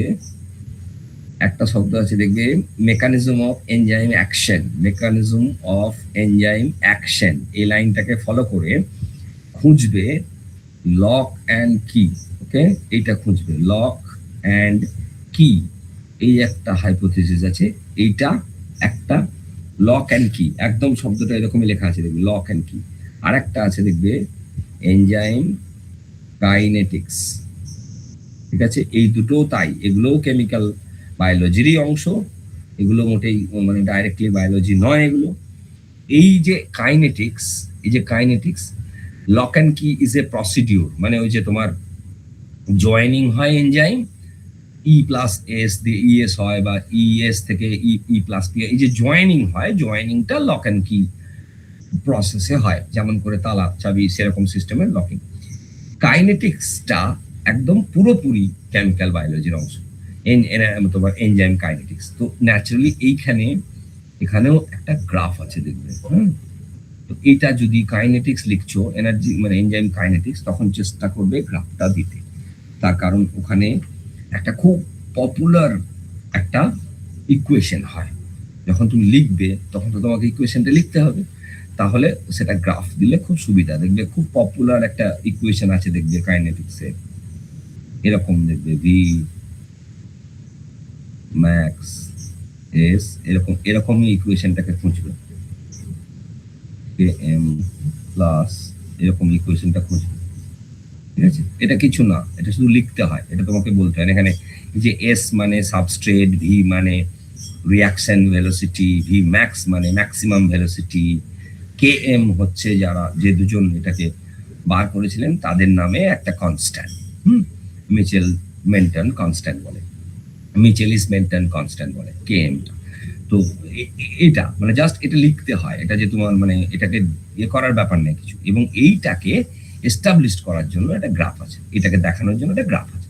তো যখন কাইনেটিক্স লিখবে তখন চেষ্টা করবো ইকুয়েশনটা যেন তোমার আনসারের মধ্যে থাকে, এবং একটা গ্রাফ, মানে মোটেই শক্ত গ্রাফ কিছু না, এরকম জেনারেল একটা গ্রাফ, সেটাকে করে দেবে, গ্রাফটাকে এঁকে দেবে, ব্যাস। তাহলে ওখানটা অনেকটা নাম্বার স্যার এটা নোটে আছে তো, মানে নোটে একদম একদম আছে, একদম পরিষ্কার করে লেখা আছে, দেখুন। ঠিক আছে, গ্রাফ দেখবে করা আছে, গ্রাফটা গ্রাফ দেখবে আঁকা আছে সুন্দর করে।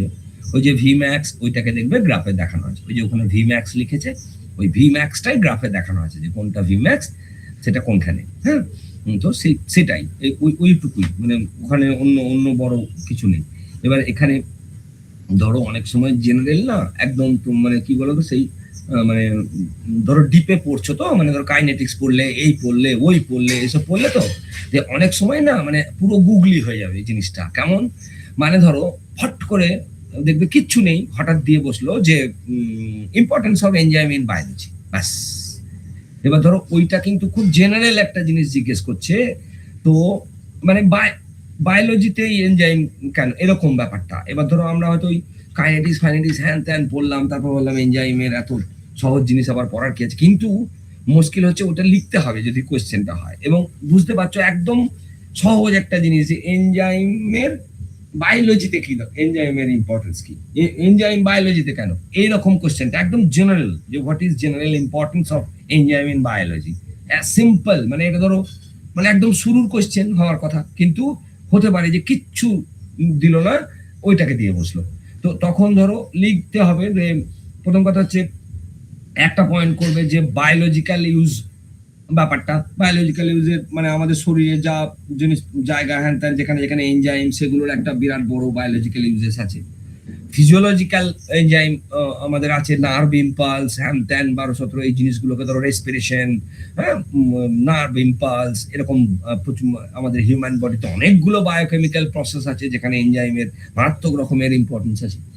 প্লাস মেডিকেল সিস্টেমে যদি যাও সেখানে মানে তোমার এইডস এর কথা ধরো আমরা জানি, কিন্তু দেখবে এইডস এর না মানে যেটা অ্যাকোয়ার্ড ইমিউনিটি ডেফিসিয়েন্সি সিনড্রোম, এটা আমরা জানি রোগটার নাম, ডিজিজটার নাম, ফাইন। কিন্তু এটা অ্যাকচুয়ালি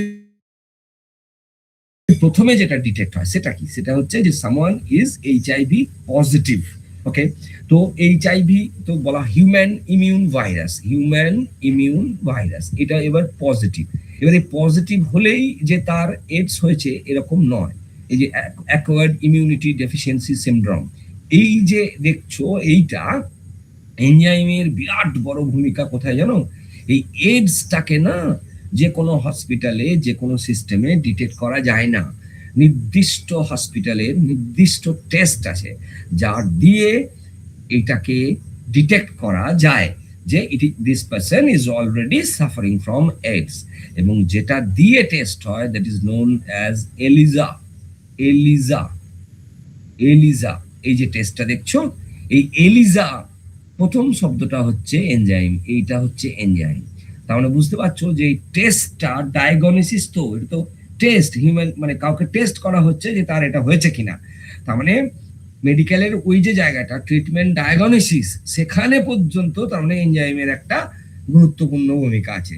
এলিজা মানে এনজাইম লিঙ্কড ইমিউনোসার্ভেন্ট এসে, এরকম একটা টেস্ট, এনজাইম লিঙ্কড ইমিউনোসার্ভেন্ট অ্যাসে, এরকম একটা টেস্ট। এটা শুধুমাত্র যে এক্স্যাক্টলি পেশেন্টের এইডস হয়েছে কিনা সেটাকে চেক করা, তারপরে সেখানে এনজাইমের একটা গুরুত্বপূর্ণ ভূমিকা আছে, সেটা লিখলাম।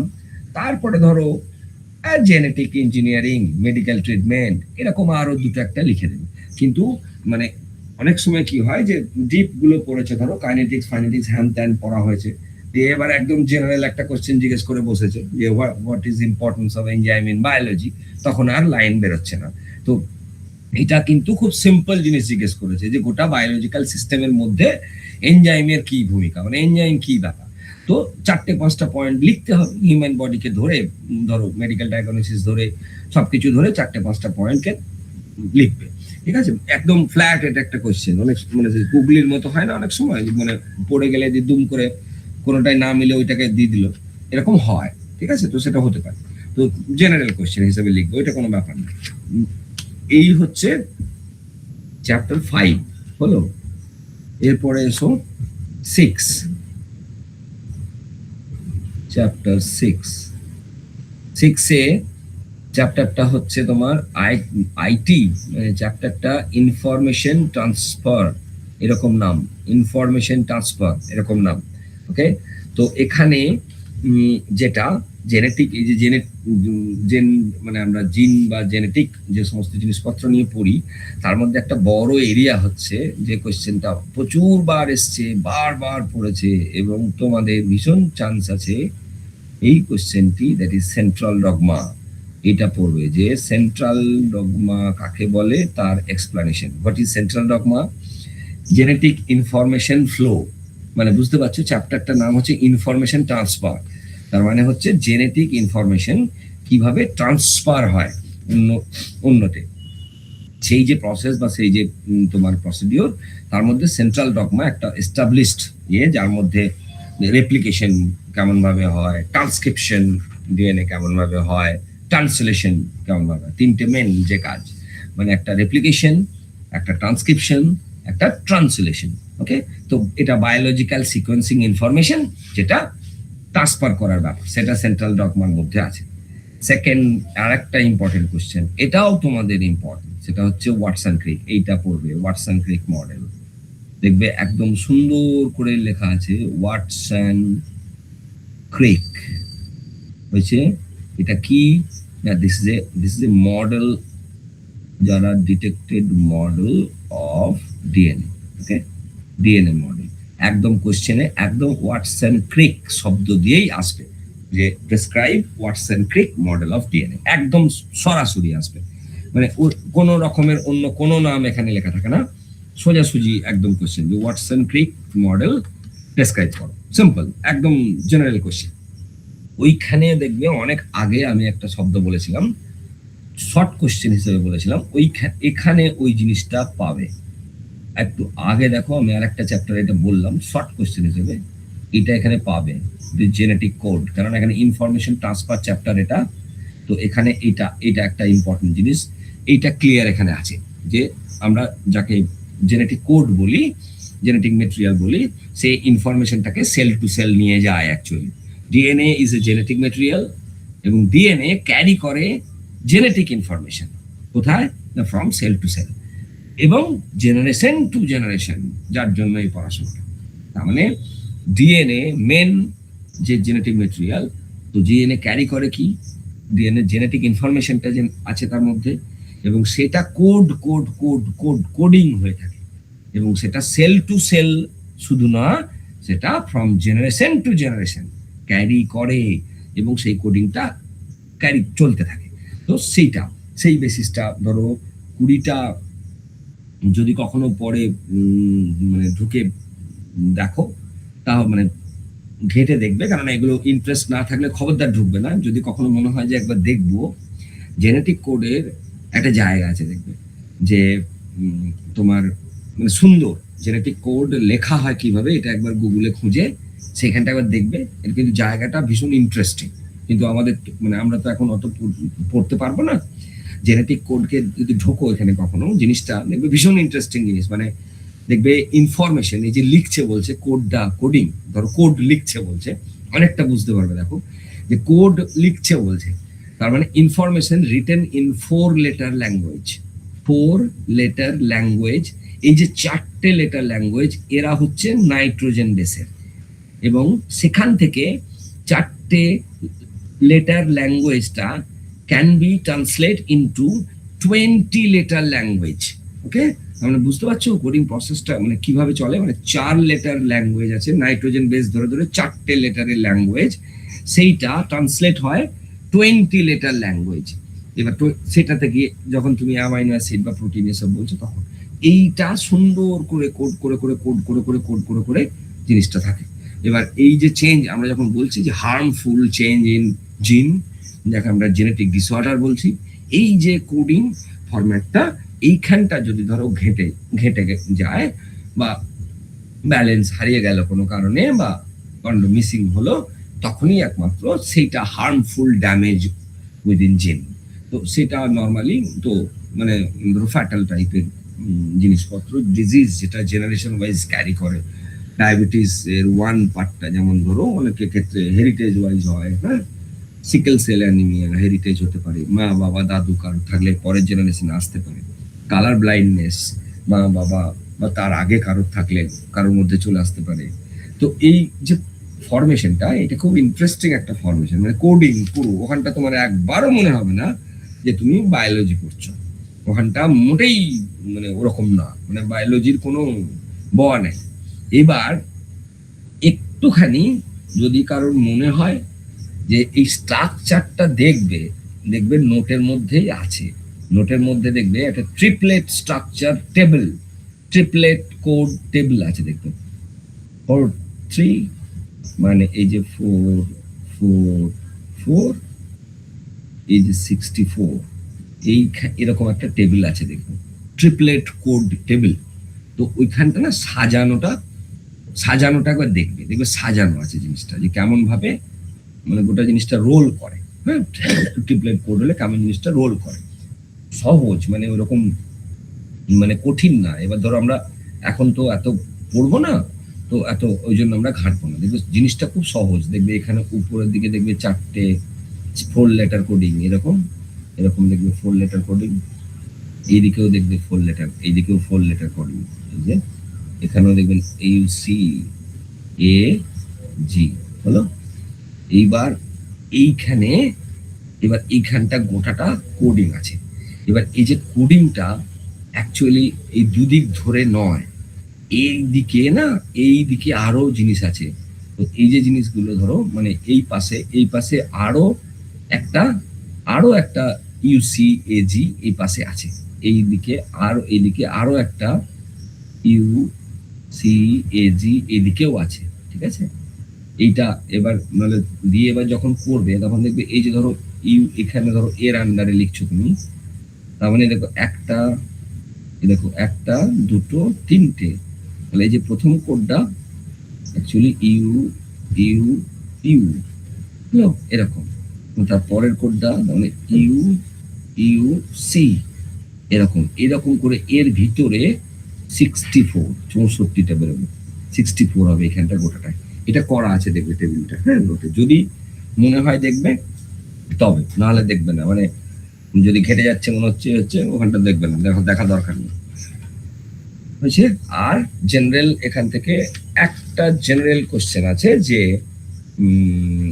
তোমার জেনেটিক ইঞ্জিনিয়ারিং, একটা কমন কোশ্চেন, জেনেটিক ইঞ্জিনিয়ারিং যেহেতু এটা এখন প্রচুর মার্কেট, প্রচুর পড়াশুনো হচ্ছে এটা নিয়ে, কাজকর্ম হচ্ছে প্রচুর এটা নিয়ে, তো জেনেটিক ইঞ্জিনিয়ারিং নর্মাল মানে তোমার short note type of thing করতে পারে যে জেনেটিক ইঞ্জিনিয়ারিং কাকে বলে, বা জেনেটিক ইঞ্জিনিয়ারিং এখন প্রাইমারি লেভেলে জেনেটিক ইঞ্জিনিয়ারিং এখন কি ধরনের ইম্পর্টেন্স আছে, এরকম জাস্ট ওরকম জেনেটিক ইঞ্জিনিয়ারিং বলে। জেনেটিক ইঞ্জিনিয়ারিং এখন ধরো যেহেতু একটা আপকামিং সাবজেক্ট, মানে এখন ধরো এটা নিয়ে তো চলছে, ওখান থেকে সব ওই যে ধরো জেনেটিক ইঞ্জিনিয়ারিং ভিতর থেকে ওই যে ডিএনএ টেকনোলজি, তারপরে তোমার ওই যে ভেক্টর ডিএনএ, তারপরে ধরো বিভিন্ন রকম এনজাইমকে সিনথেসাইজ করা বা বিভিন্ন এনজাইমকে জয়েন করা, এই যে কাজগুলো এগুলো সব জেনেটিক ইঞ্জিনিয়ারিং এর কাজ।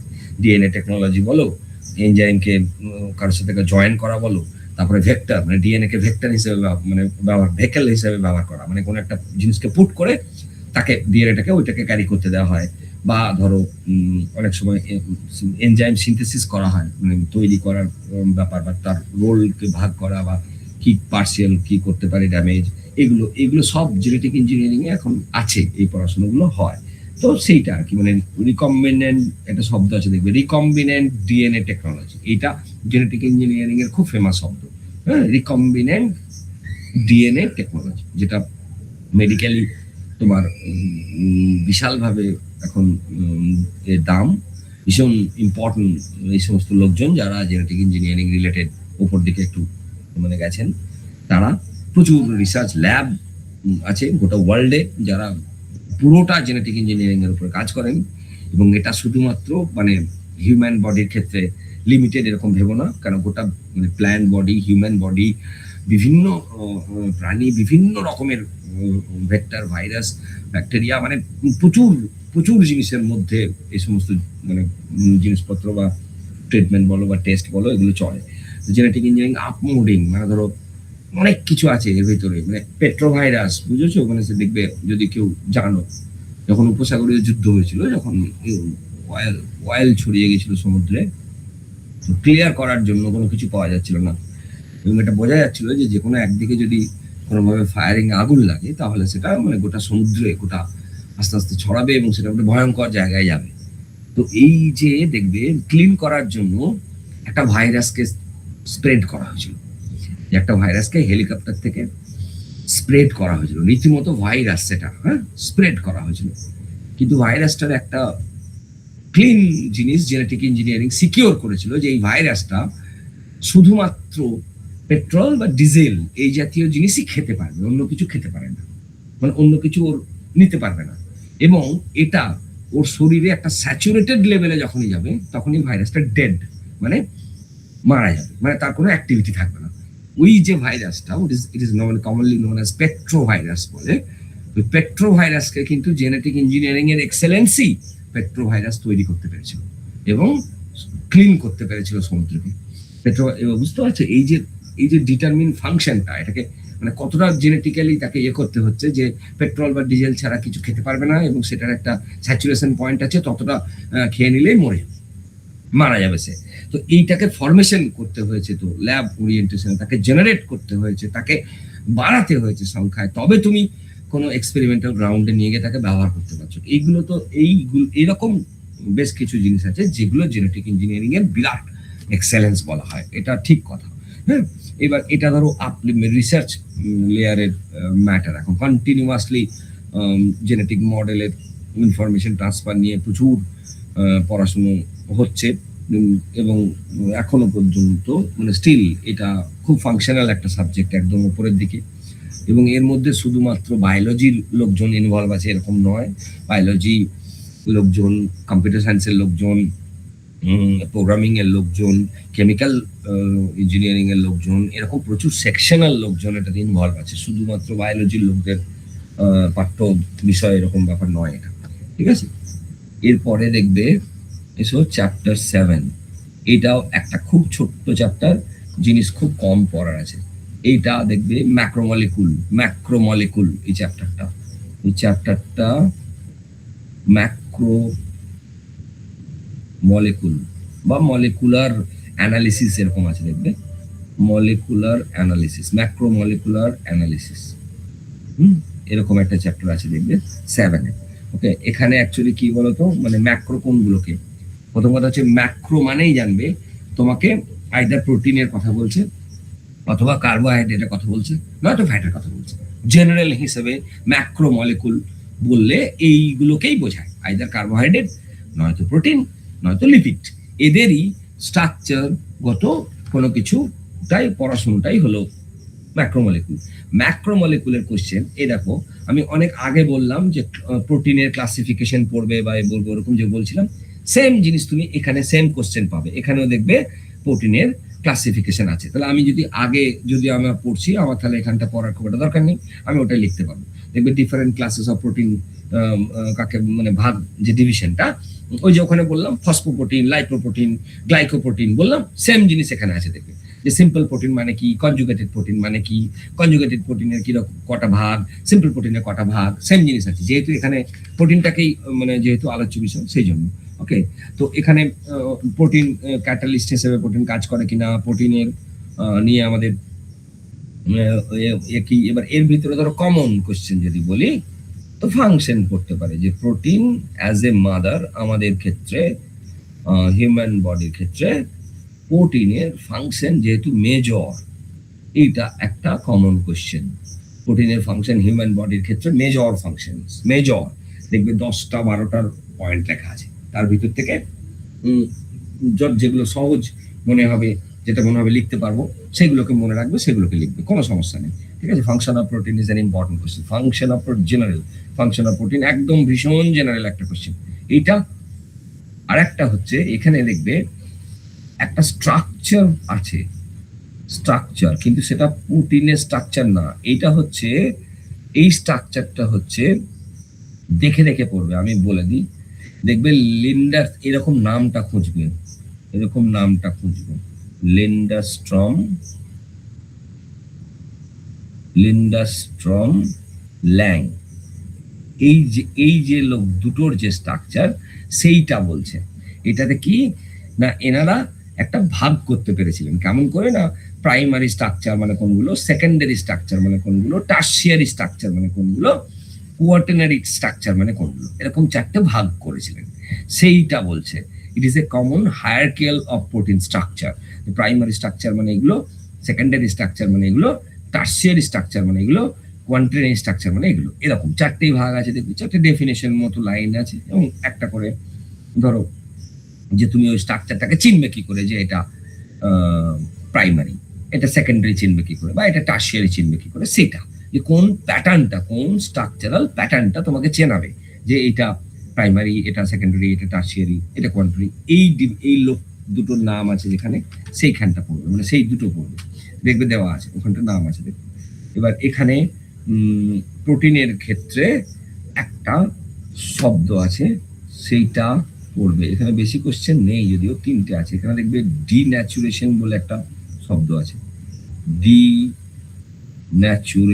এরকম একটা শব্দ আছে, এটা পড়বে। হ্যাঁ, প্রোটিন ডিন্যাচুরেশন কাকে বলে, ডিন্যাচুরেশন বলে একটা শব্দ আছে, দেখবে প্রোটিন ডিন্যাচুরেশন কাকে বলে, ব্যাস। এবং কোন কন্ডিশনে এটা হয়, মানে প্রোটিন ডিন্যাচুর কখন করে। ঠিক আছে, মানে অ্যাকচুয়ালি ডিন্যাচুর মানে বুঝতে পারছো, মানে এটা হচ্ছে যে কোন একটা স্ট্রাকচার ভেঙে যাচ্ছে, হ্যাঁ, মানে ডিস্ট্রাকশন হচ্ছে বা ডিসরাপশন হচ্ছে, দিয়ে স্ট্রাকচারটা অন্য হয়ে যাচ্ছে, সেটা হচ্ছে ডিন্যাচুরেশন। অর্থাৎ তার জন্য নিশ্চয়ই ক্রাইটেরিয়া থাকবে। এবার এখানে অনেক কিছু হতে পারে, ধরো প্রোটিন স্ট্রাকচারের ভিতরে বহু কিছু আছে, তো হাইড্রোজেন বন্ডিং এর গন্ডগোল হতে পারে, আয়নিক ব্রিন্ডেজ হতে পারে, কোন একটা ডিসালফাটাইজ হয়ে যেতে পারে, কোন একটা ধরো মলিকুলার ইন্টারাকশন হয়ে অন্য কিছু হতে পারে, এরকম অনেক অনেক কিছু জিনিস আছে। এবার এটা পুরো পড়াশোনাটা ডিন্যাচুরেশনের তোমার 3D মডেল ধরে ধরে হয় পুরো পড়াশোনাটা, মানে ডিন্যাচুরেশন ডিটেল যারা ধরো পড়ে তাদেরকে পুরো এই যে বন্ডিং স্ট্রাকচার এগুলো না, পুরো 3D শেপ ধরে ধরে 3D ইয়ে করে করে পড়াশোনাটা হয় অ্যাকচুয়ালি। এবার এখানে ধরো হয় কেন যদি বলে যে ডিন্যাচুর হয় কেন, হয় কেন মানে সে তো অনেকগুলো জিনিস, মানে ধরো আমি যদি বলি দুটো ধরো মেজর ফ্যাক্টর, ডিন্যাচুর হওয়ার জন্য দুটো মেজর ফ্যাক্টর, একটা পিএইচ বিরাট বড় ফ্যাক্টর, হিট আর একটা বিরাট বড় ফ্যাক্টর, যেগুলোর জন্য প্রোটিন ডিন্যাচুর হতে পারে। ওকে, তো এইরকম আছে দেখবি, মানে অনেক সময় এও হয়, মানে তোমার অর্গানিক অনেক সলভেন্ট আছে, কিংবা ধরো ডিটারজেন্টের মতো জিনিস যারা কিন্তু ডিন্যাচুর করতে পারে প্রোটিন। তো এরকম পিএইচ ধরো হাই পিএইচ এর ক্ষেত্রে ধরো মানে এক্সট্রিম পিএইচ যাকে আমরা বলি, হুইচএভার ইজ গ্রেটার দ্যান 9 যদি হয় পিএইচ, তো সেই পিএইচটা কিন্তু ক্ষমতা আছে যে ও কিন্তু তোমার হাইড্রোজেন বন্ডিং গুলোকে অল্টার করে দেবে, যদি সেরকম ও কন্ডিশন পায়, এবং পিএইচ যদি গ্রেটার দ্যান 9 হয়, মানে মোর অর লেস, তাহলে কিন্তু এফেক্ট করতে পারে, মানে সে হাইড্রোজেন বন্ডিংটাকে নাড়াহাটা করে দেবে, মানে অল্টার করে দেবে। তো সেই যে ওগুলো, সেইগুলোই অ্যাকচুয়ালি ডিন্যাচুরেশন বলে। তো নর্মাল পড়বে প্রোটিন ডিন্যাচুরেশন কাকে বলে, কোন কোন ফাংশনের ক্ষেত্রে এটা হয়। এইবার একটা কোশ্চেন এখানে আছে, সেইটা একটুখানি পড়বে। এখানে দেখবে একটা কোশ্চেন আছে যে সমস্ত এনজাইম হচ্ছে প্রোটিন হলো, কিন্তু সমস্ত প্রোটিন এনজাইম নয়।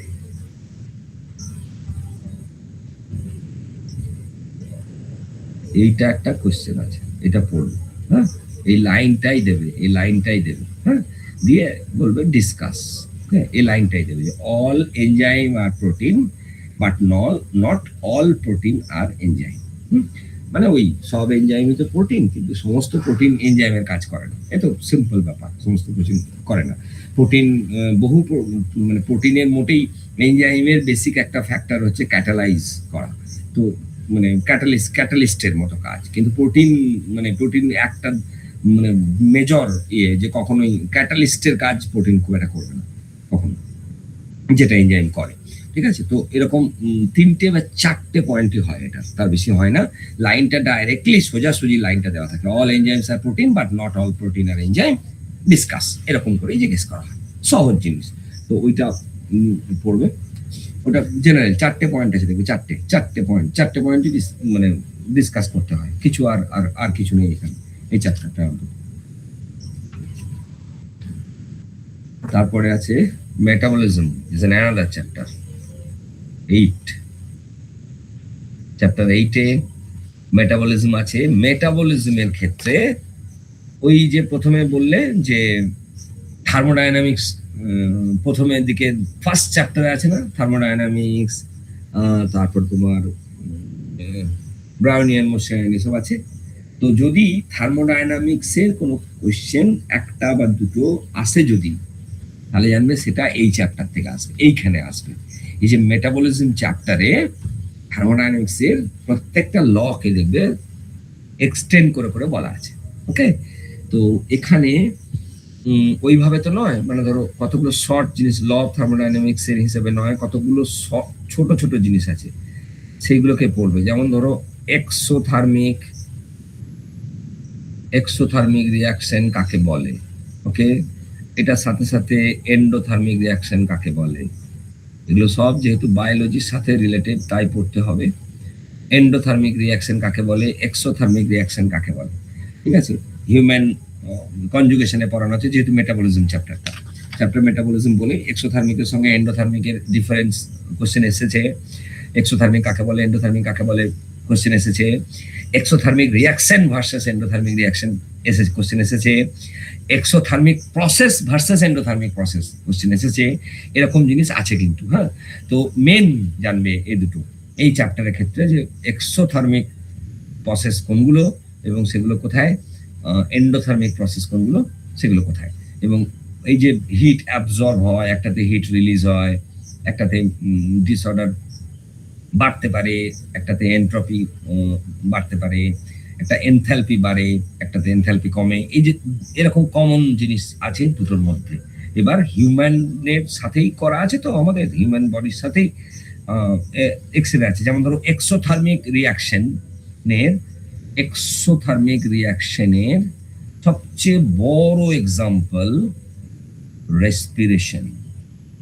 Respiration is a big example of exothermic reaction.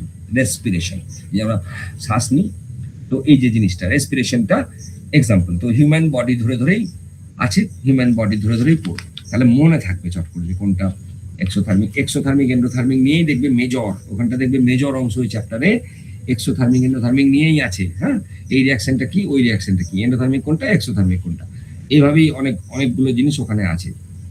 এবার এইটার মধ্যে ধরো ওইটা পড়লে ফার্স্ট এক্সোথার্মিক এন্ডোথার্মিকটা পড়বে। একটা কোশ্চেন আছে যেটা কঠিন, আনসার পারলে পড়বে, যদি দেখো গোলমাল হচ্ছে পড়বে না। এখানে না একটা কোশ্চেন হয়, কিন্তু সেই কোশ্চেনটা এসেছে খুব কম বার, সবসময় যে পড়েছে তা নয়। এটিপি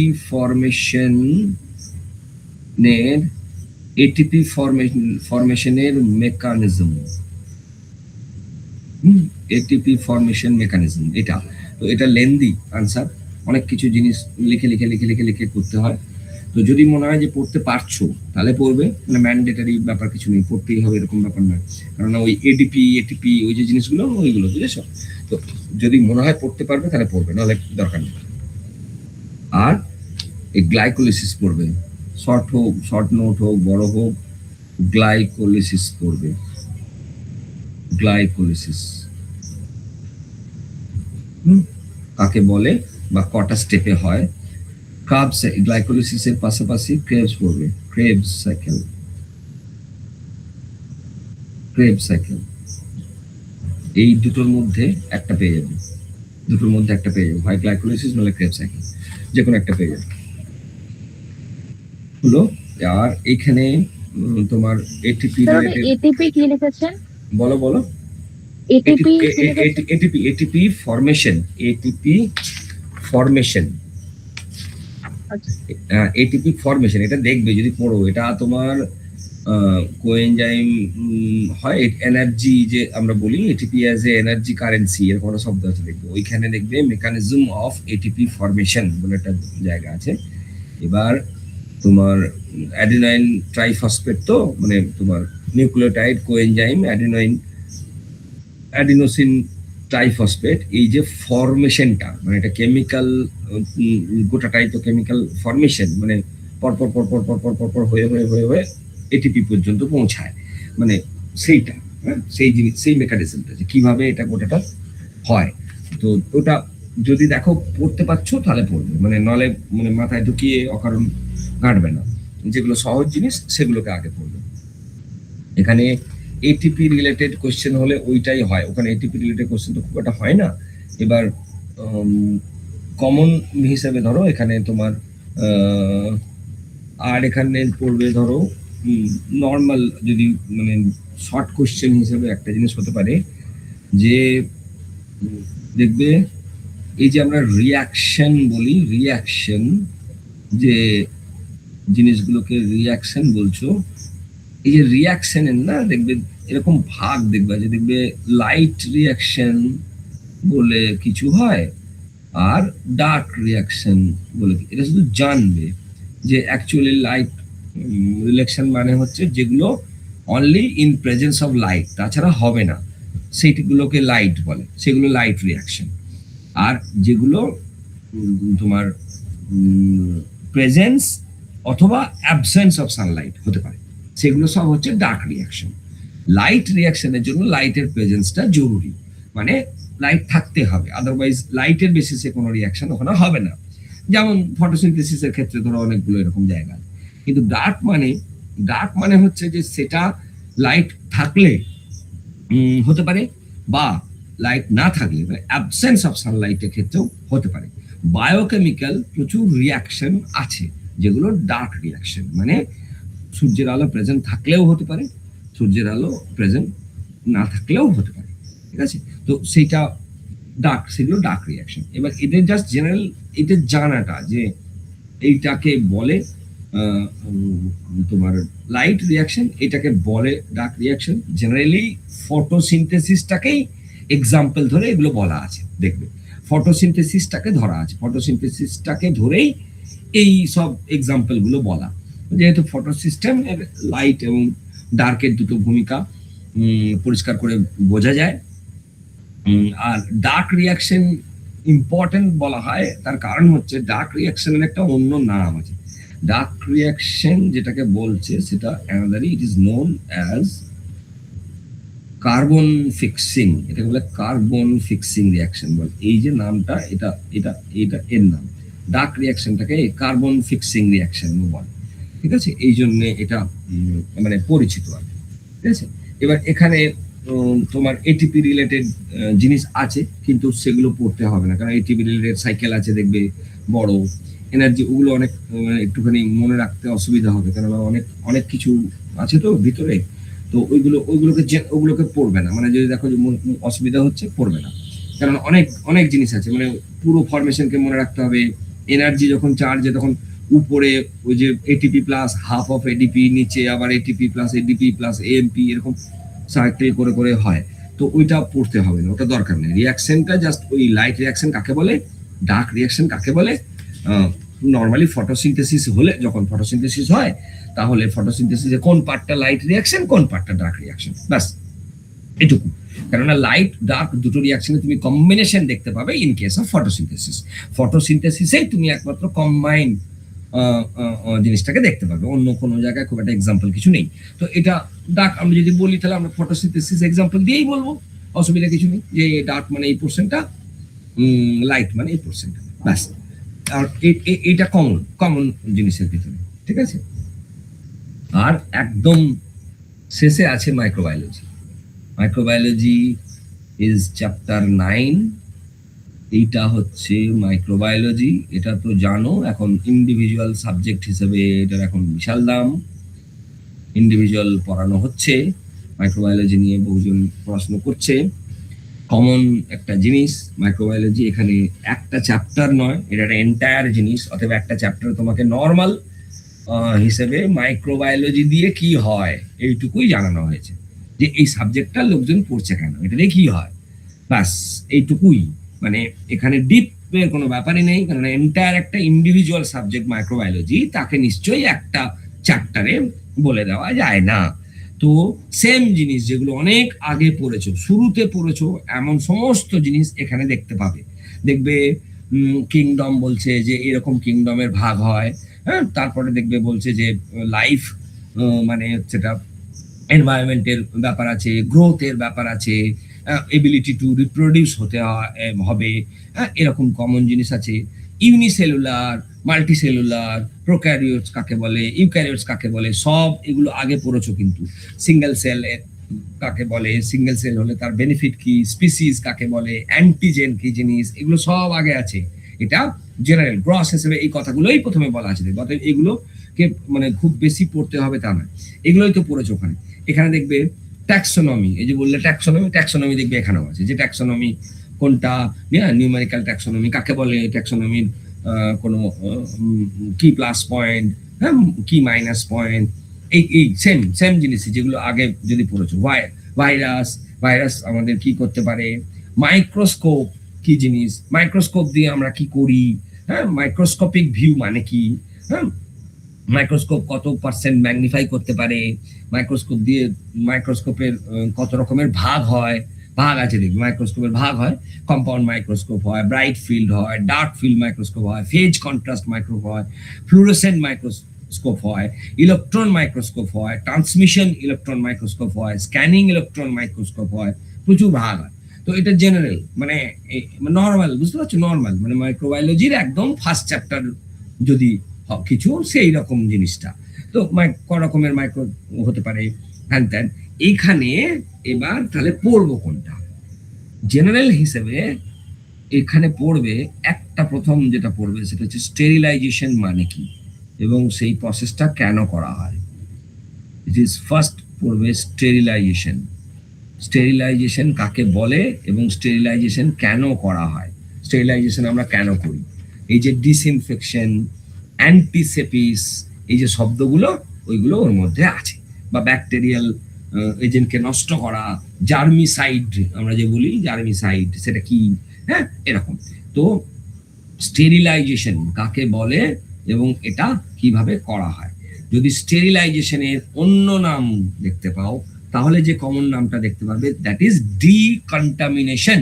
যদি স্টেরিলাইজেশনের মানে হচ্ছে উল্টো যদি কিছু দেখতে পাও, ডিকন্টামিনেশন মানে কন্টামিনেশন মানে হচ্ছে তার ভিতরে কিছু পার্টিকেল ঢুকেছে, গন্ডগোল হয়েছে। ডিকন্টামিনেশন মানে হচ্ছে সেই প্রসেসটা আবার ক্লিয়ার করে তাকে ফেরত নিয়ে আসতে হচ্ছে।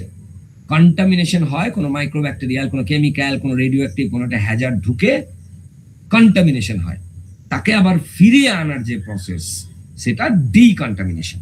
সেইটা একই শব্দ মোর অর লেস।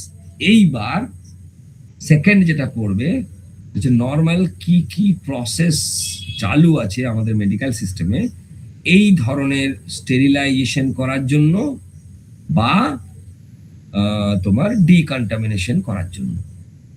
ঠিক আছে, স্টেরিলাইজ বা ডিকন্টামিনেশন বা এই প্রসেসটা কি কি প্রসেস আমাদের চালু আছে আছে দেখবে, ড্রাই হিট, তারপরে ফ্লেম স্টেরিলাইজেশন, তারপরে অটোক্লেভিং, এইসব আছে ওইগুলো, হ্যাঁ, ওইরকম প্রসেস। এটা জাস্ট প্রসেস, এটা মানে তোমার ইনস্ট্রুমেন্টাল প্রসেস। তেমনি ধরো কেমিক্যালস, অনেক সময় ধরো ল্যাবের যে স্টেরিলাইজেশন প্রসেস হয় সেগুলোতে অ্যালকোহল স্টেরিলাইজেশন হয়, অ্যালডিহাইড স্টেরিলাইজেশন হয়, বা অনেক সময় ফর্মালডিহাইড গ্যাস ব্যবহার হয়, ওটিতে ব্যবহার হয়, অপারেশন থিয়েটারে ফর্মালডিহাইড গ্যাস ব্যবহার হয়, সেটা ওই তোমার ওই ক্লিনিং ওইসব পারপাসের জন্যই ব্যবহার হয়। তো তেমনি অ্যালকোহল, যেমন ধরো ইথাইল অ্যালকোহল আছে, আইসোপ্রোপাইল অ্যালকোহল আছে, মিথাইল অ্যালকোহল আছে, যেগুলো আমরা জানি ক্লিনিং এ ব্যবহার হয়, মানে তোমার একদম স্টেরিলাইজ করে ক্লিয়ার স্টেরিলাইজেশনের প্রসেসে এগুলো ব্যবহার হয়, এগুলোকে ব্যবহার করা হয়।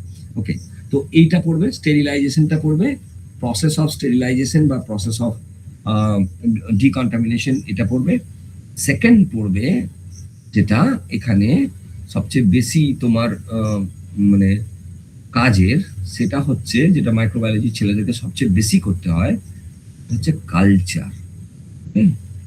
কালচার, এই যে কালচার আমরা বলি না, ইউরিন কালচার, ব্লাড কালচার, এই যে বলি কালচার, বলে দিই কালচার, কালচার, তো কালচারটা পড়তে হবে। কালচারের যে কোশ্চেন গুলো হয়, যেমন যে কালচারের কি মিডিয়াম, মানে কিভাবে কি মিডিয়ামে কালচার হয়, এটা একটা জায়গা।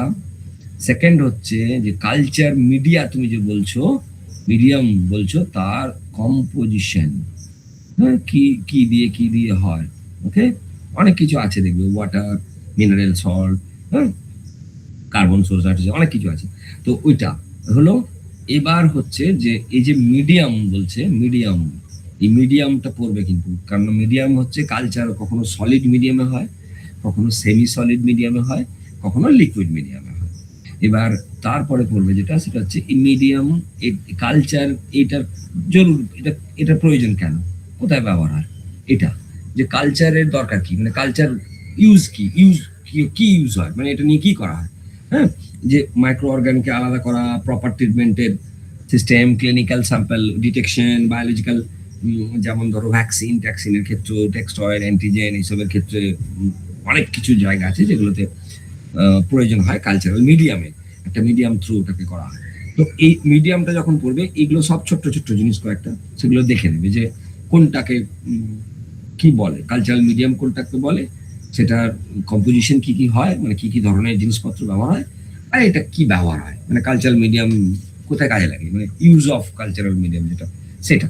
তো সেটা ওটা পড়ে নেবো। এটা মানে এটা খুব শর্ট জিনিস এগুলো, যদিও এখানে একটা শর্ট কোশ্চেন হতে পারে। এইরকম একটা শব্দ আছে দেখবে, আগার, এই যে আগার, AGAR, এটা ইন্ডিভিজুয়ালি পড়বে। হ্যাঁ, এটা normally this is connected to blood. Okay, blood agar কাকে বলে, বিএপি বলে, মানে তোমার নর্মাল ডেফিনেশনের মতো করবে, ডেফিনেশন কোনো এটা কি পড়বো, মানে এই ডেফিনেশন। আগার, এটা ব্লাড আগার কাকে বলে, এটা জাস্ট ডেফিনেশন করবে, definition. What is blood agar, একদম সিম্পল, জাস্ট ডেফিনেশন, এটা কিচ্ছু নেই, শুধু ডেফিনেশন পড়বে। যে দেখবে বলা আছে যে ব্লাড, টিপিক্যালি ব্লাডের যদি কারোর ধরো মানে যখন মেজার করা হচ্ছে, ধরো টেস্ট যখন করা হচ্ছে, ধরো ব্লাডটা যদি দেখা যায় যে গোটা ব্লাডটার 5 থেকে 10% পর্যন্ত ব্লাডটা কনসেন্ট্রেট করে যাচ্ছে, মানে কনসেন্ট্রেশন আছে, 5 to 10% কনসেন্ট্রেশন আছে, তাহলে তখন কি হয় না, তখন এটা পার্টিকুলার ডিজিজের দিকে যেতে পারে, বুঝেছো।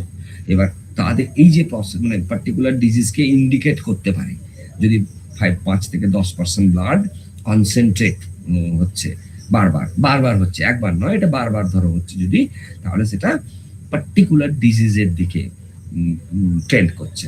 তো এই যে আমরা হিমোলাইসিস, যেটা মানে হিমোগ্লোবিন রিলেটেড বা তোমার হেমাটোলজি রিলেটেড যে ইয়েগুলো, সেই টেস্টগুলোতে ব্লাড আগার টেস্ট করা হয়, যে যদি মানে ওখান থেকে যদি কোনো ডিটেকশন পাওয়া যায় তার জন্য।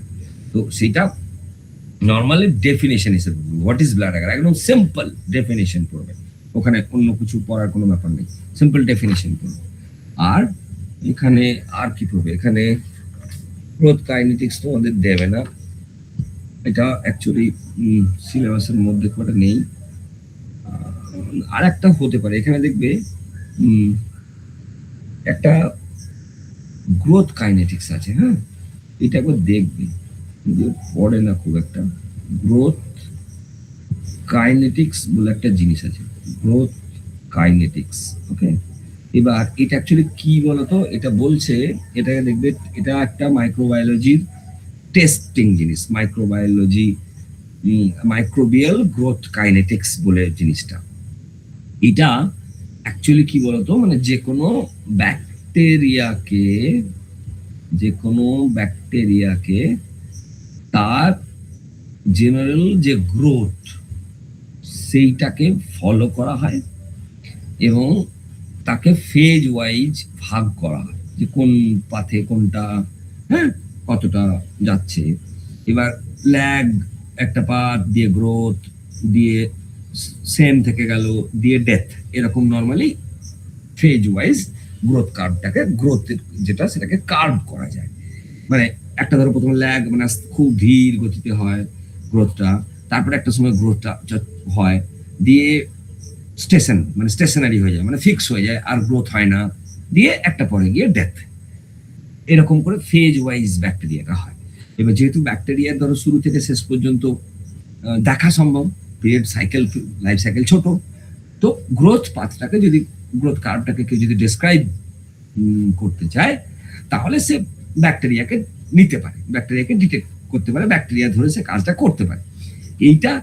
এবং এইখানে আর একটা জিনিস আছে, যেহেতু তুমি এই পাথটাকে ফলো করছো, সেই জন্য এই যে গ্রোথ জায়গাটায় যে তোমার পৌঁছাতে হয় ব্যাকটেরিয়ার ক্ষেত্রে, তাহলে পার্টিকুলার নিউট্রিয়েন্ট ফলো করতে হবে, নাহলে কিন্তু তুমি ব্যাকটেরিয়াটা হয়তো আগেই মরে যাবে, নয়তো আগেই মানে হয়তো রেসপন্স করবে না, হ্যান ত্যান।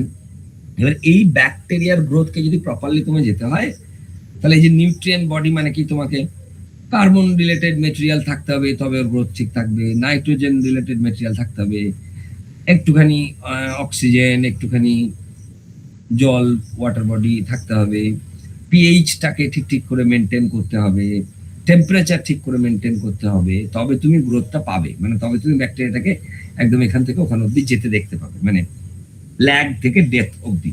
ল্যাগ বলে, ফার্স্ট স্টেজটাকে ল্যাগ বলে, এখান থেকে শুরু হয়, একদম একদম ডেথ পর্যন্ত স্টেজটাকে ডিটেক্ট করা যায়।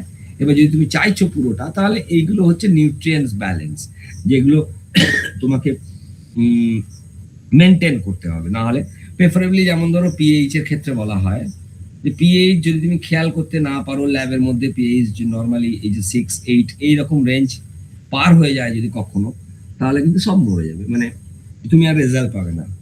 তো নজর রাখতে হয় যাতে করে 6 থেকে 8-এর মধ্যে প্রেফারেবলি থাকে, মানে বেড়ে গেলে কিন্তু যা কালচার হচ্ছে বা যা হচ্ছে সব নষ্ট হয়ে যাবে, মানে থাকবে না কিছু।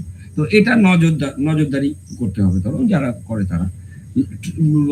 টেম্পারেচার, টেম্পারেচার ধরো হাই টেম্পারেচার ব্যাকটেরিয়া আলাদা, লো টেম্পারেচার ব্যাকটেরিয়া আলাদা, অতএব কোনটা কালচার করছো সেই হিসেবে ব্যাকটেরিয়াটাকে ধরে মেনটেন করতে হবে, যে তুমি হাই কালচারে আছো লো কালচারে আছো, যেভাবে তার টেম্পারেচারটা, তুমি লো টেম্পারেচার ব্যাকটেরিয়া মানে তারা হাই হলে মরে যাবে, আবার হাই টেম্পারেচার মানে তারা লো টেম্পারেচারে মরে যাবে, মানে তুমি গ্রোথ পাতি পাবে না, তার আগেই মুশকিল হয়ে যাবে। এবার সেই জন্য কোল্ড টেম্পারেচার মানে কোল্ডের জন্য তেমনি অন্য, আবার ফ্রিজ ড্রাইং হয়ে যায়, ফ্রিজ ড্রাইং হয়ে যায়, মানে ধরো এতটাই নিচে নেমে গেছে যে মারা গেছে, বা এতটাই উপরে উঠে গেছে যে মারা গেছে, এরকম ওই রকম একটা জিনিস হয় ফ্রিজ ড্রাইং। তো ওরকম মেনটেন করে করে কাজটা করা হয় আর কি। যেহেতু এটা ধরো একবারে এখনকার মডুলেশনে যদি দেখো, মাইক্রোবায়োলজি খুব মানে হিট একটা সাবজেক্ট,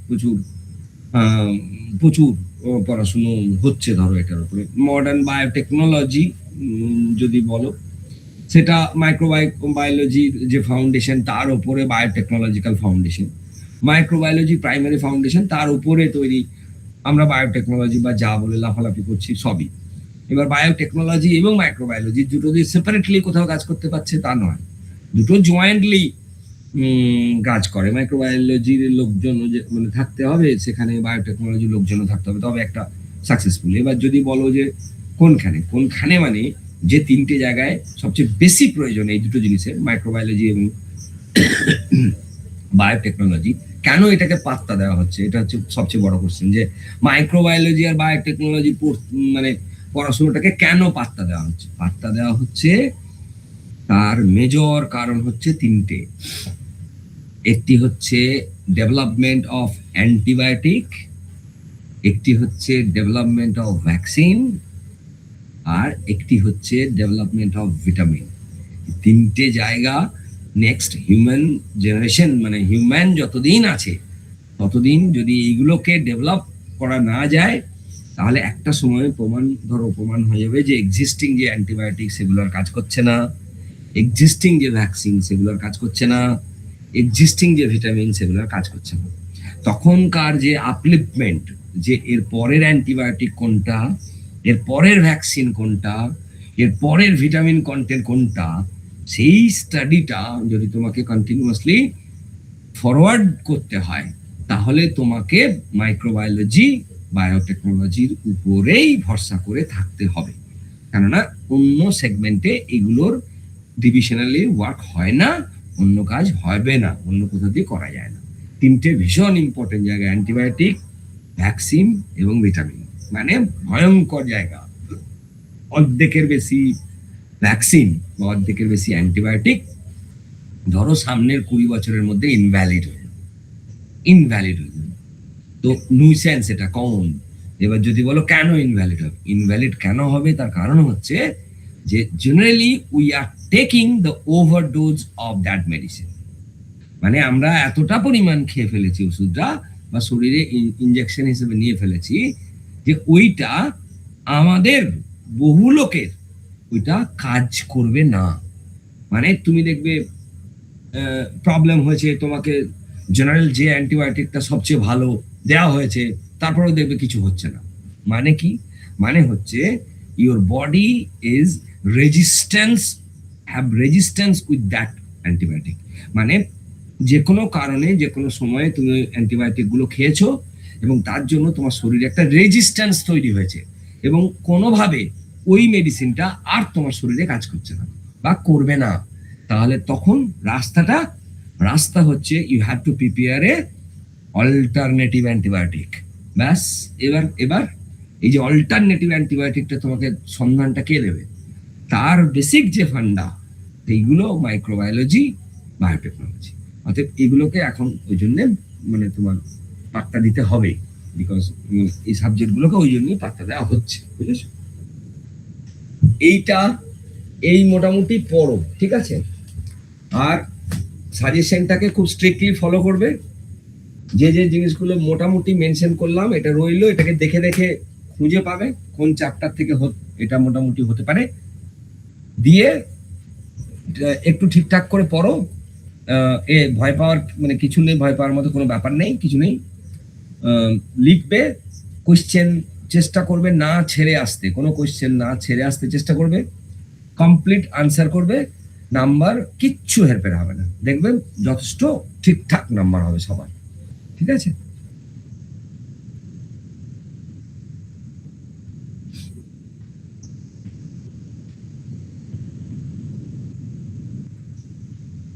বলো। ডায়াগ্রাম, হ্যাঁ হ্যাঁ ডায়াগ্রাম দেখবে যে যদি কোনোটা মনে হচ্ছে আমি সহজে এঁকে ফেলতে পারবো, সেইগুলোতে হাত দেবে। এখানে কিন্তু মানে তোমার ধরো ডায়াগ্রামেটিক যে অংশ বায়োলজি, সেখান থেকে কোশ্চেন খুব একটা হয় না। এবার ধরো একটা কমন, ওই ধরো মাইটোসিস, মিওসিস ওই রকম কিছু পড়লো, কিংবা ধরো প্ল্যান্ট সেল, অ্যানিম্যাল সেল ওরকম কিছু পড়লো, তো তখন যদি মনে হয় যে ছবিটা আমি আঁকতে পারবো চাইলে, তখন আঁকবে। তার বাইরে কিন্তু খুব একটা তোমাদের চ্যাপ্টার নেই যেখানে মানে তোমার ডায়াগ্রামের প্রয়োজন আছে, বুঝতে পারছো? মেজর চ্যাপ্টারের ক্ষেত্রে তোমাদের ডায়াগ্রামের প্রয়োজনীয়তা নেই খুব একটা, নেই, মানে সেই বায়োলজি তো এটা নয় ঠিক খুব একটা। আর সাজেশনে কিছু বাদ দেবে না কিন্তু, বারবার বলছি, সাজেশনে কিছু বাদ দেবে না, ঠিক আছে?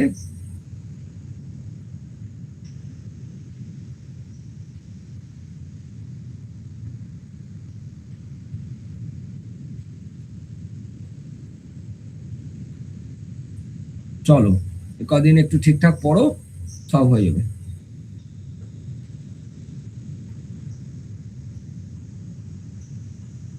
চলো, গুড নাইট।